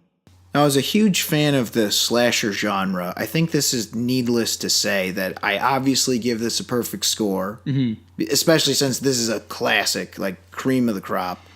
And in many ways, this sort of, it wasn't the first slasher, what many people seemingly believe. It was not the first, but it was definitely the one that put that subgenre on the map. It influenced a decade. Basically, because 78... everything in the 80s that came after it was somehow influenced by this. Hell, or at least in the horror genre. Even beyond that with Scream. Yeah, definitely. So, again, obvious perfect score. This, to me, is probably my second favorite horror movie ever. Damn. So, like, the Holy Trinity to me is, or at least my favorite three, personally, are Child's Play, this, and Nightmare on Elm Street. Okay. So, of course, the slasher subgenre got its first foray, or at least the first one that I can think of, and I'm sure you could argue the case for things like Psycho, which it's almost like not really because it's Hitchcock and he's like his own thing. But Black Christmas, yeah. Interestingly enough, also Halloween, or sorry, not Halloween, a holiday-themed slasher. Yes, it sure is, and I think that one of the big things I noticed off the bat is that just how many things in this you can find in movies that precede it. You know, like, oh, the baby, I mean, just babysitters, oh, the promiscuous, people getting stabbed, the drug people, people doing drugs and like it's been parodied over and over again because it's like, course. In Scream. But, the scene where it's like, you can't have sex, and then everyone's like, boo, and they're throwing popcorn at him. Yeah. It's like, don't go anywhere alone, Right. This is one of those movies that really helped solidify those rules. Yes, and it really, well, I mean, God, could you imagine seeing this when it came out? In 78? Jesus. Imagine seeing Star Wars and then seeing this the next year. Well, man. First of all, how awesome would that be? Secondly, just imagine, it's like, wow, I didn't know movies could get this dark. Right. And I guess that must have been pretty freaky at the time.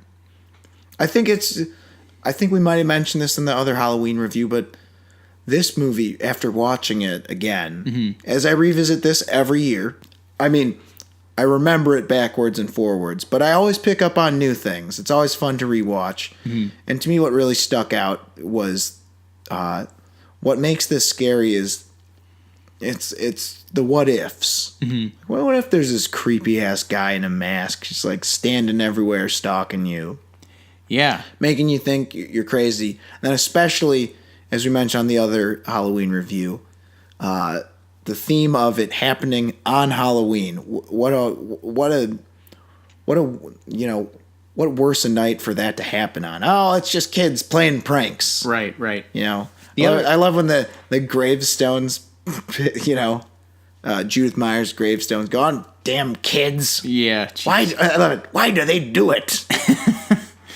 Also, that scene well done in the Rob Zombie remake. Sid Haig. Goddamn kids! Don't think I got nothing better to do. Yeah, I think the other thing that's super scary about this is just the randomness of this movie, and it's like, well, depending on which Halloween canon, it's not so random. And that's where, well, that's honestly where, and I haven't seen any of the other ones, but that's honestly where the franchise goes to shit. It's like, well, it's not random. It's weird. I know a lot of people who are very purist about this being the end-all, be-all, just like sequels be damned, no matter what. I like 4 and 5 a lot. In fact, 4 is my second favorite. Are they as scary, though? No, definitely not. They're more standard. Well, actually, 4 has a freaky element in it. And I think it's funny you mentioned that they try to expand upon it in 5. Yeah. And it's not as good. And that's kind of like how 2 expands upon 1 and also isn't good. Or rather, as good. Yeah. And then you know what? Fuck it. 3's good. It's just not really one of the series. Right.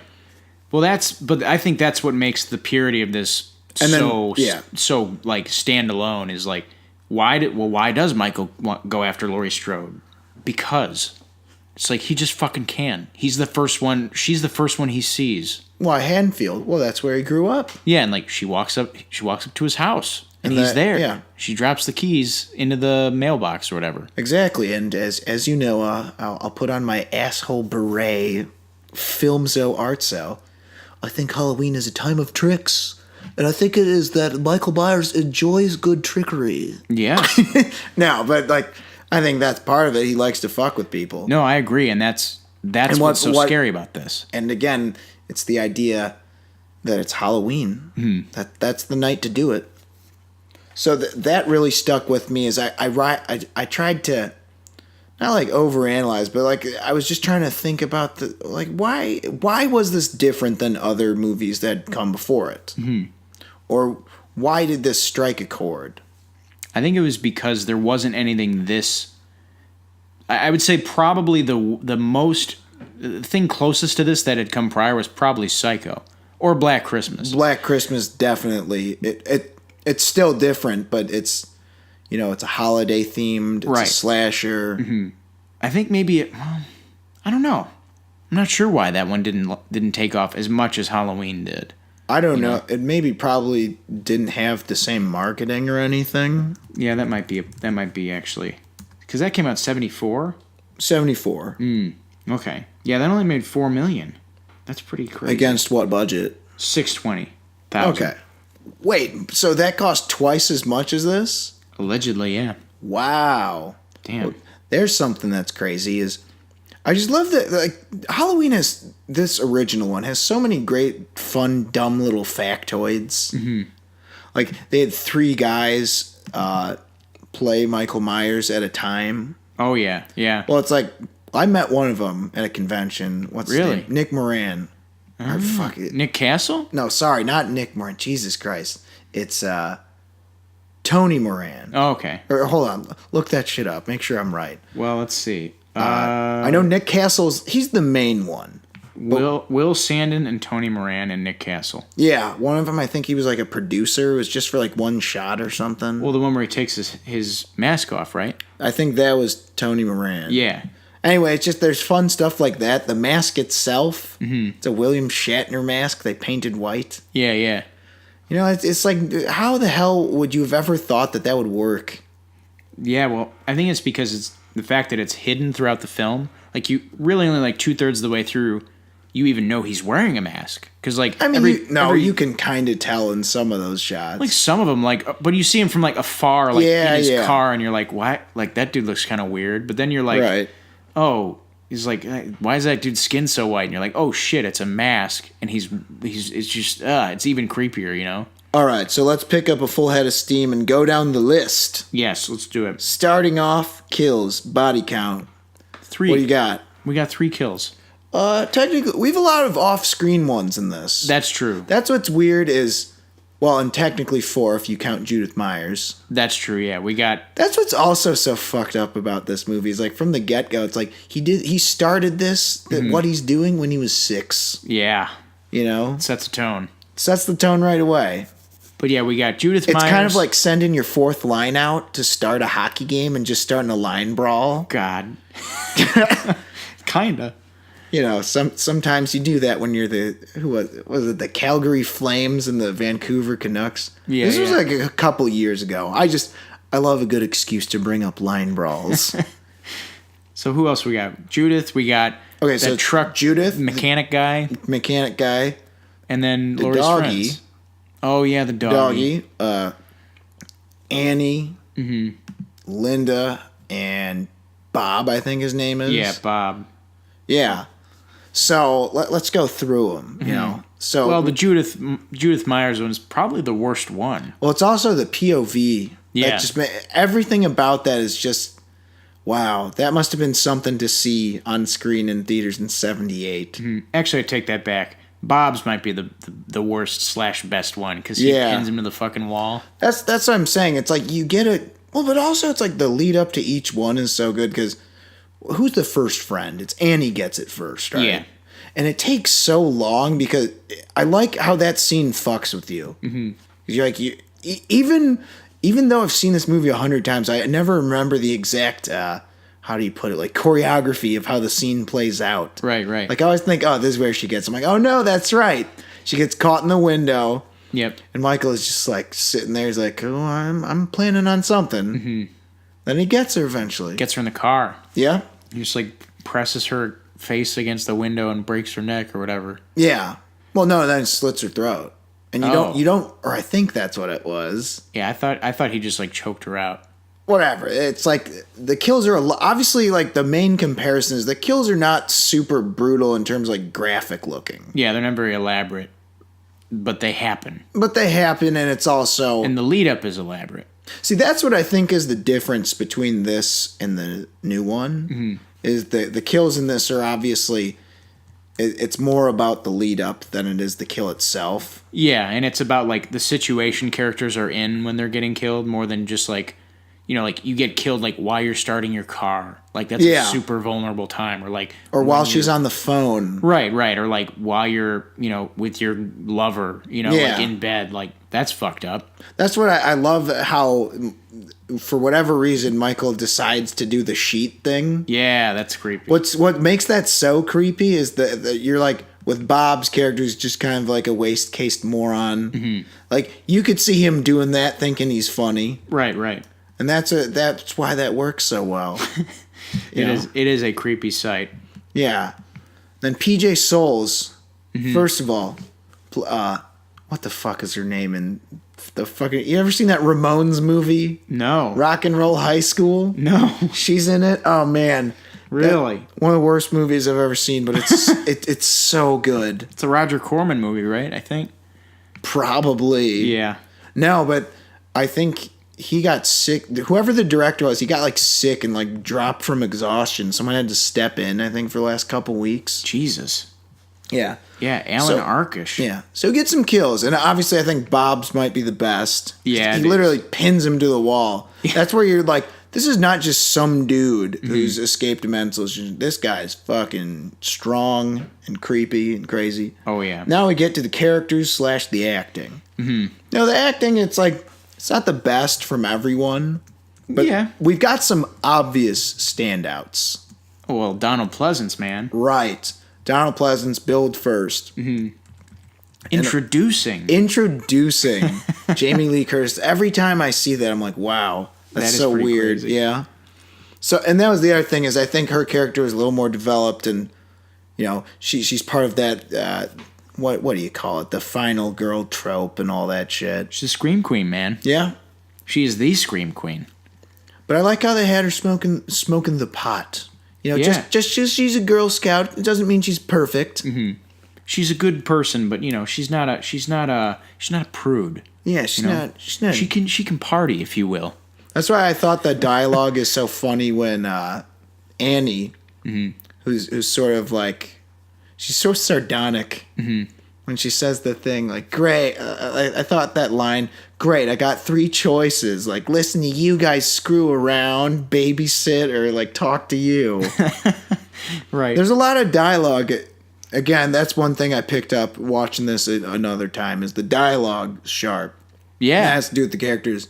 And I love Donald Pleasance's lines. Mm-hmm. It's like, shouldn't you stop referring to him as it? if you say so. Yeah, yeah. He's just like, I'm so done explaining this to some people. Yeah, man. He's by far like one of the best parts. And it's weird. I forgot he's not like he's in it like in the beginning, but like once we meet like Laurie Strode and like shit starts happening, he's not in it as much until the end. Yeah, he's not in it as much, but the thing is he's so integral to introducing us to Michael since Michael doesn't say anything. And making us afraid of Michael. Right, because he's like, you guys have no idea. Because everyone's like, what? He's just some dude who killed his sister years ago. What's the big deal? And he's like, oh, let me tell you what the big deal is. Death has come to your little town. Yeah, it's just like great lines like that. And of course, let's not forget his best line of all time. Hey, Lonnie. Get your ass away from there. That shit always gives me a good larf. Oh, man. A good larf. Yeah, man. That's a good fucking scene. Let's see. So we went through that. The story. We've talked a little bit about it. Yeah, the randomness of it, again, for me, is like why I think it scared people so much. Is like, holy shit, this is just happening to some girl because she was in the wrong place at the wrong time. Right. And it develops in a very natural way, like, especially the Halloween stuff. Like, what's her name goes to the laundry room to get her stuff. She gets stuck. Oh, no, we think something's going to happen. Nothing does. What's going to happen next? Oh, she's got to go to her car and get some. Then she gets killed. So that's what I'm saying is they give you a couple stutter steps. Yeah, it feels like you're reading like the Wikipedia synopsis for like a famous murder. Yeah, like, she went to the car. She went to the laundry room, then went back. Like, yeah. What's his name didn't attack. Then he went to the car, and then she got killed there. Yeah, it's like it's creepy stuff. Yeah, it feels very real. What I think is also like underrated about how creepy it is Laurie is so sure she's seeing shit, and she doesn't want to believe to herself, like, I'm not seeing this right. Mm-hmm. But like I feel like deep down she knows she saw what she saw. Yeah, yeah, for sure. She's super. Well, her character learns a lot in this. Yeah, you could say, and I think Jamie Lee Curtis, in her first film role, pretty much, she does a good job. Mm-hmm. I mean, like she plays scared very well. Like when stuff is actually going down, like when she's running around the house, like banging on people's doors and stuff, you actually feel like she's freaked out. Right. It's one of my favorite parts is when she throws the fucking pot at the window. Yeah, yeah. That whole scene is one of my favorites because I love how it's just like, what's that called when it's like one of the characters has the information, the other doesn't? It's like dramatic irony or whatever. Right. It's like, Tommy's like, oh, okay. She's like, open the fucking door. Like, come on, this dude's after me. Right, right. Also, I like how she immediately flips on the survivor switch because she's a smart cookie, as they point out. Yeah, because like, PJ Soul's character? She's kind of like a ditz. Mm-hmm. She's like, oh, I always forget my book. Mm-hmm. It's one of my favorite trail off ADR lines. Oh, I don't need my Spanish book, my French book, my bio book. I don't need any book. She just keeps babbling about that, and then the score's like, ding, ding, ding, ding. Yeah. Like while you're just looking off in the distance, she's just talking about all the shit she doesn't study. Yeah, man, that score too. Also, yeah, it's iconic. Let's talk about how good this score is. Mm-hmm. A simple 5/4 melody. Yeah, and you're gonna remember it. Like if you're in 1978 and you see this. Oh man, that's gonna be on your mind, like driving home. It's an easy one to hum. Oh yeah. I mean, it's iconic. And little do people know they're doing something in a very interesting time signature. Man, they don't even know it. They're getting a little education in music theory. Right. You know what kind of blew my mind, and I thought about it this time around, is the synth kind of worked in a way I think that maybe they weren't expecting. Mm-hmm.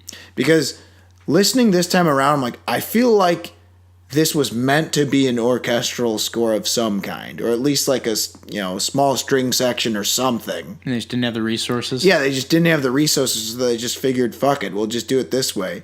And it kind of worked out to the better. My favorite are the synth hits. Yeah. Like whenever something happens, you hear like, like when he just like shows up. Yeah. Shows up around the corner. It's so funny. A new challenger has arrived. It's like a Pokemon game. No, I was thinking Street Fighter. Oh, I was thinking Michael uses slash. There'd be a scary. It's super effective. God, fuck. That'd be an interesting movie. No, actually, that'd be terrible. An 8-bit movie? An 8-bit Halloween movie? Well, they do that shit online, like the 8-bit trailer or whatever. Oh, yeah. No, there's a few of those. Yeah. Okay. The other element that we got to address here. I just want to talk just a little bit more about that score. The music? Yeah. Well, my favorite is everyone talks about the fucking, the main theme, but I love the theme of just them walking through the neighborhood. Oh, see that?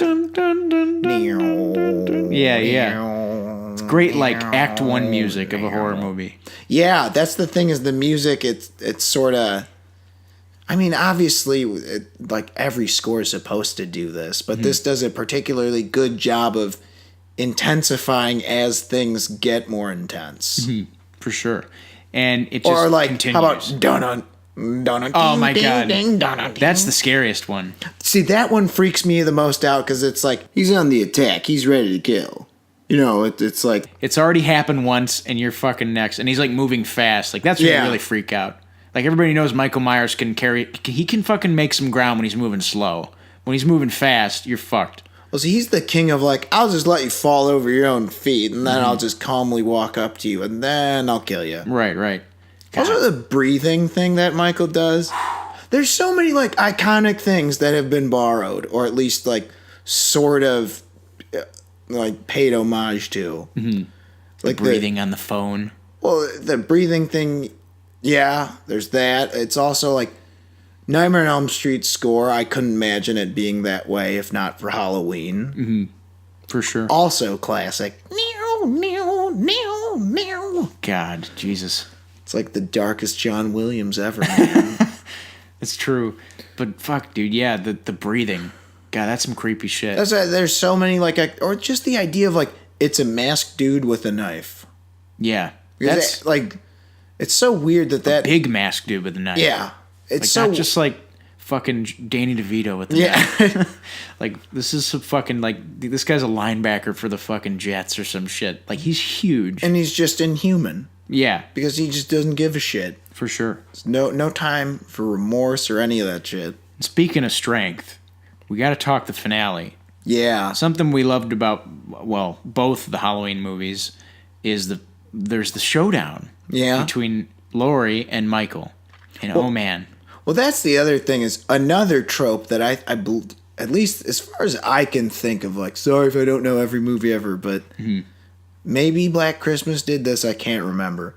But the idea that Michael Myers, you see him drag Bob away after he pins him to the wall. Mm-hmm. And then he does that to a couple of... Or no, one shot that creeps me out is the kids. First of all, the kids, great characters. I kind of like them. They're funny. Yeah. Which is like, what's her name? Like Lindsay, just like such a blank stare at the TV. Oh, yeah. And they're watching The Thing, by the way. Yeah, the original Thing, which... John Carpenter would remake later. Yeah, which I always thought was great. There's like a Leslie Nielsen movie on. Yeah. A lot of good shit. These kids have good taste, man. They do. And Tommy, he's just so excitable. Yeah. Like there's so many great moments with them, like when he's trying to scare Lindsay, but in the process he goes behind the curtain and then he sees Annie being carried. Yeah. That shot freaks me out. Like imagine looking out your window and seeing exactly. Like See, that's what it is. It's like it's not like it's legitimately like scaring me, but it's like it does in the way it's like being in that situation. Because I always think that like Rear Window probably was like the first movie to think about like what do you see when you're like looking out, right? You know, like nosiness and like all that shit and like voyeurism. But this was like he was just in the middle of pulling a prank and just happens to catch a glimpse. Oh God! And little did Laurie know that not only here's what like twists me up about that. Not only was he not making it up, it's like he's carrying one of your dead friends. Like that's what's crazy about that. Not only is the boogeyman real, he's coming for you, and he's already got some of your closest people. Yeah, he's pissed and he's coming. God. He's going to make a display of all of your friends. Right. A nice tableau. See, that's the thing, the House of Horrors. Yeah. She goes in, dead body, dead body. It's like, imagine if that scene, like, I feel like, I don't know if they did this in any of, like, the Scream, or the, what's it called, like, scary movies. They should have had a scene where it's, like, 10 minutes. It's, like, Naked Gun style, where, like... OJ gets shot and he's like, paint, the stove. It's like that, but it's just like 100 bodies. It's just like the next room. She's like, let me guess, another dead body. But yeah, that's some fucked up stuff. And the tombstone's there. And of course, she has a. Oh yeah, I forgot about that part. Oh God. Did he dig up the body or no? Well, the body isn't there, and the tombstone's gone. So that always made me think. I'm like, where's Judith? Or her body? I think they had that in one of the sequels. I can't remember. I gotta be honest. It's like I see four. Like I watch one legitimately every year. You know, 2 through 5. I honestly watch in like chunks on AMC at like various days. It's been a while since I've seen really any of them besides 4 from like start to finish, where I could tell you what happens, like for sure. Okay. And honestly, like to this day, I think I've only seen 6, which is the one that everyone hates. That one I've only seen maybe less than 3 times. Really? Start to finish, I know I've only seen it that many times. Which one's the Paul Rudd one? I always ask this question. 5. It's 5, man. Is 6 Resurrection? No. That was before they decided. No, remember 6 fucked it all up, and then, it was 6 decides he's a druid, and then it's like you over-explained it. God. And I think that's part of like a big theme about horror that people have this debate all the time. Is the idea, it's like, well, why is that scary? It's like, well, it's scary because you don't know. And it's like, well, but if you know, it's less scary. And I'm on the fence with this debate because I understand entirely why people want to know less. But I think if you're going to have a sequel, it's like you can't just be like, just because, again. It's like either don't make a sequel, which we know is not the case with horror because low budget, high returns equals we're making sequels. Yeah, and they're going to be making a sequel to Halloween the 2018, new one? They said. I'm not surprised. Yeah. They were originally going to film it back to back, but then they decided, let's wait to see if people like it. And you know what? I respect the shit out of that because that's Same. like, see, that to me is like, fine. You're going to, like I said, go make Gremlins a 3rd time. Fuck it. But it's like, if you're going to do that, I'd rather you do it with care. It's like, yeah, maybe it's like a movie, like MCU's on its 20th movie. It's like, as long as you guys make them with care. Yeah, it seems like there was a lot of caution in the Halloween movie that we ended up getting this year. Right. And it worked out for the better. Hopefully they do it the same way the next time. Right. But back to the whole thing about like, don't explain the origin. Do explain the origin. By the 6th one, it's like, what the hell else are you going to do? Right. And I completely understand by that point, they made him like a druid. Like, what was it? It's like they needed to have one person who like killed all the sacrifices or some shit like that. Something. It's been a while since I've seen it. There's like his weird, mom was something. Or they involve like magic and shit. Yeah. Where it's like, before it's just like, this guy's like Rasputin. He just doesn't die. Right. Where it's like, he's an anomaly more so than he is like... magical? Yeah. And like, there's elements that make you think, oh, but he disappeared. Like she saw him in the bushes and then he was gone. But she turns her head.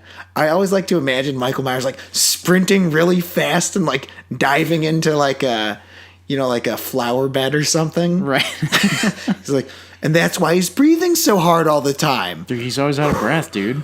He's sprinting, man. Also, all that sprinting. He's not slow. He's actually very fast. Gotta love the final montage of shots of Haddonfield, like all the locations, like Laurie's house, Michael's house, Annie's house. It's like, and you hear the breathing, you're like, where the fuck is he? Yeah, you're just like, is this over? Yeah.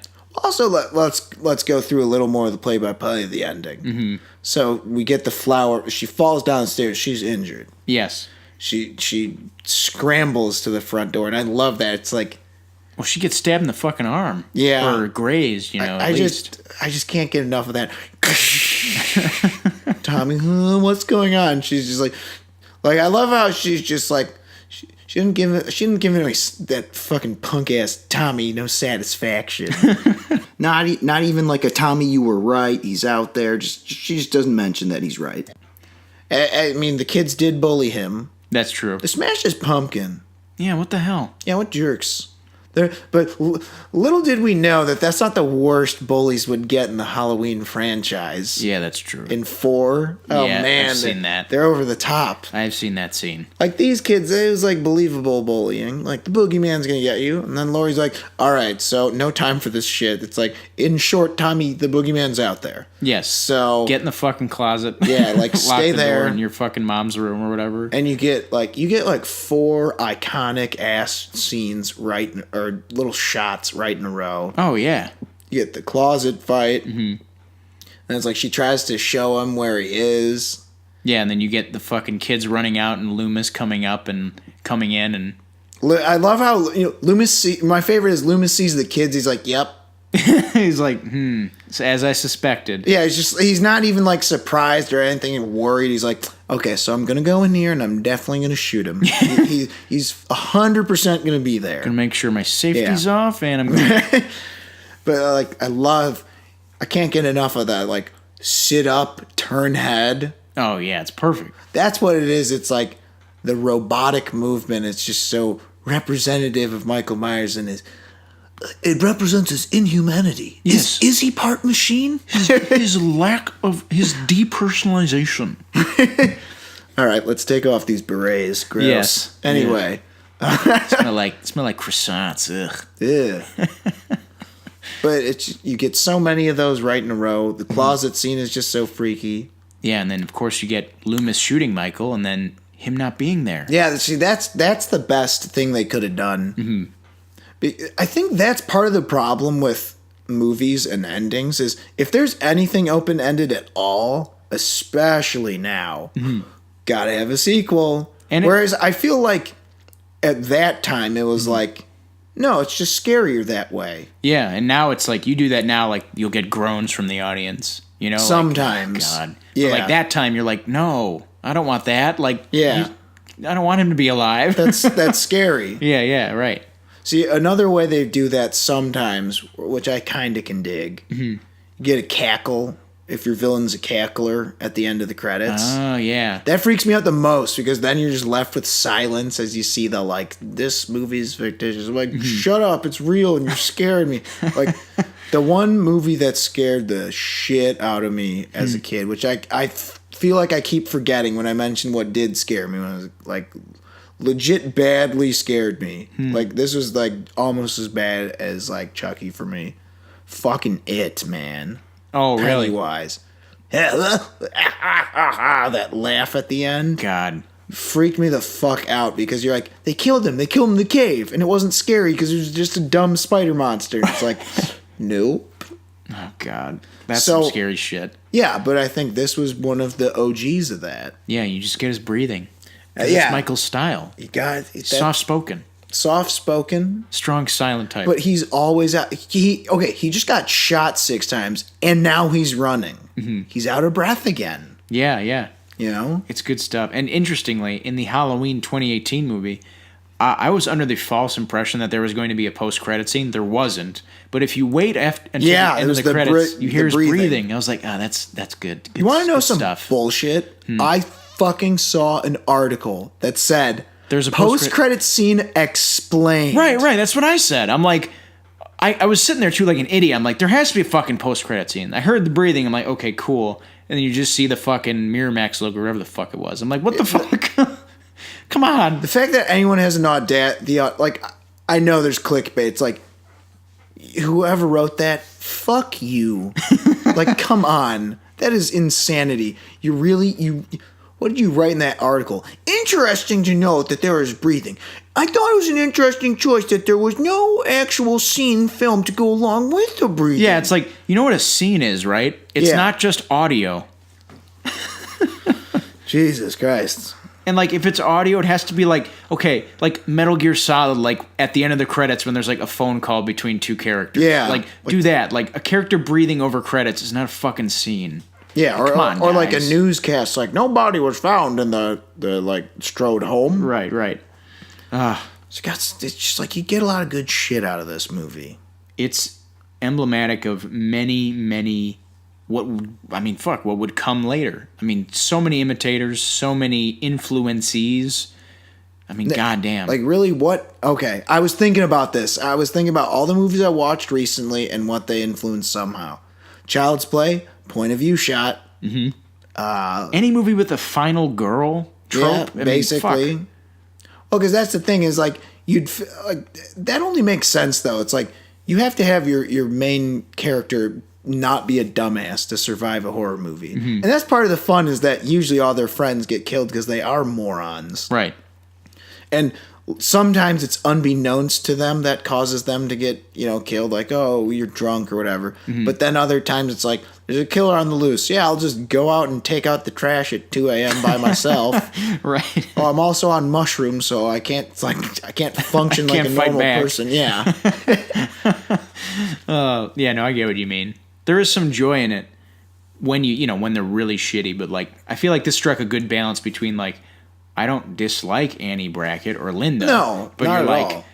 You're like, God damn it, like, fucking, of course that's not Bob. Bob would say something at this point. He wouldn't just stand there wearing that fucking sheet. Come on. Like, That scene always gets, well, it's like, what's creepy about that is it's right under your nose. Annie gets straight up ambushed. Yeah. It's one subtle thing I noticed, like, I guess it's not really that subtle. She just gets in the car when it's unlocked. She comes back, and then she sits in the seat. She thinks of it. You see her like, huh? Because she's like, wait a minute. Yeah. And that's like, oh, shit. He just fucking strikes. That's what I mean. It's not like get in the car, get straight. Like, that's how a boring horror movie does it. It's like, even if you know where he is, it's like, you got to set it up. It's like, oh, shit, the car was locked. What the fuck? And I opened the door, it was unlocked. It's like, uh-oh. Before you can finish thinking about that. That's some spooky shit. There's, horror movie, there's a dance to it, man. Yeah. There's a dance in in suspense and tension and expectation between the audience and the filmmaker, and John Carpenter nailed it. That's why I guess that's probably, to answer our question, which we had earlier, why, when there'd been some similar things, that this stood out. And I think that was it. It's not like a guy in a mask killing people is like the end all be all of this. It's how everything came together. It was the execution. Execution is where it counts, man. So if you didn't mind us ruining the whole movie by discussing it at length, we suggest you watch Halloween if you haven't seen it. Or maybe you have seen it. It's a good time of year, obviously, to rewatch it and revisit this timeless classic horror movie. All right, everybody, thank you so much for listening to the Halloween special of Bonus Features with Alex and Robert. You can, of course, follow us on all of our social media outlets, SoundCloud, Facebook, and YouTube. You can find us at all of those by just simply typing in Bonus Features with Alex and Robert. Have you guys seen any good horror movies lately? There's got to be someone out there who's seen something. No, but for real, if you have, tell us about them, and maybe we'll review them. Except Halloween. Or Halloween, because we just reviewed both of those movies. Yeah, and pretty soon it's going to be time for Thanksgiving movies. Oh, yeah, we get to watch Planes, Trains, and Automobiles. And basically just that. So we're just going to analyze that movie for the next 4 weeks. Be a 4-parter episode. Also, Puppet Master, because I forgot to do that this month. Till next time, everybody.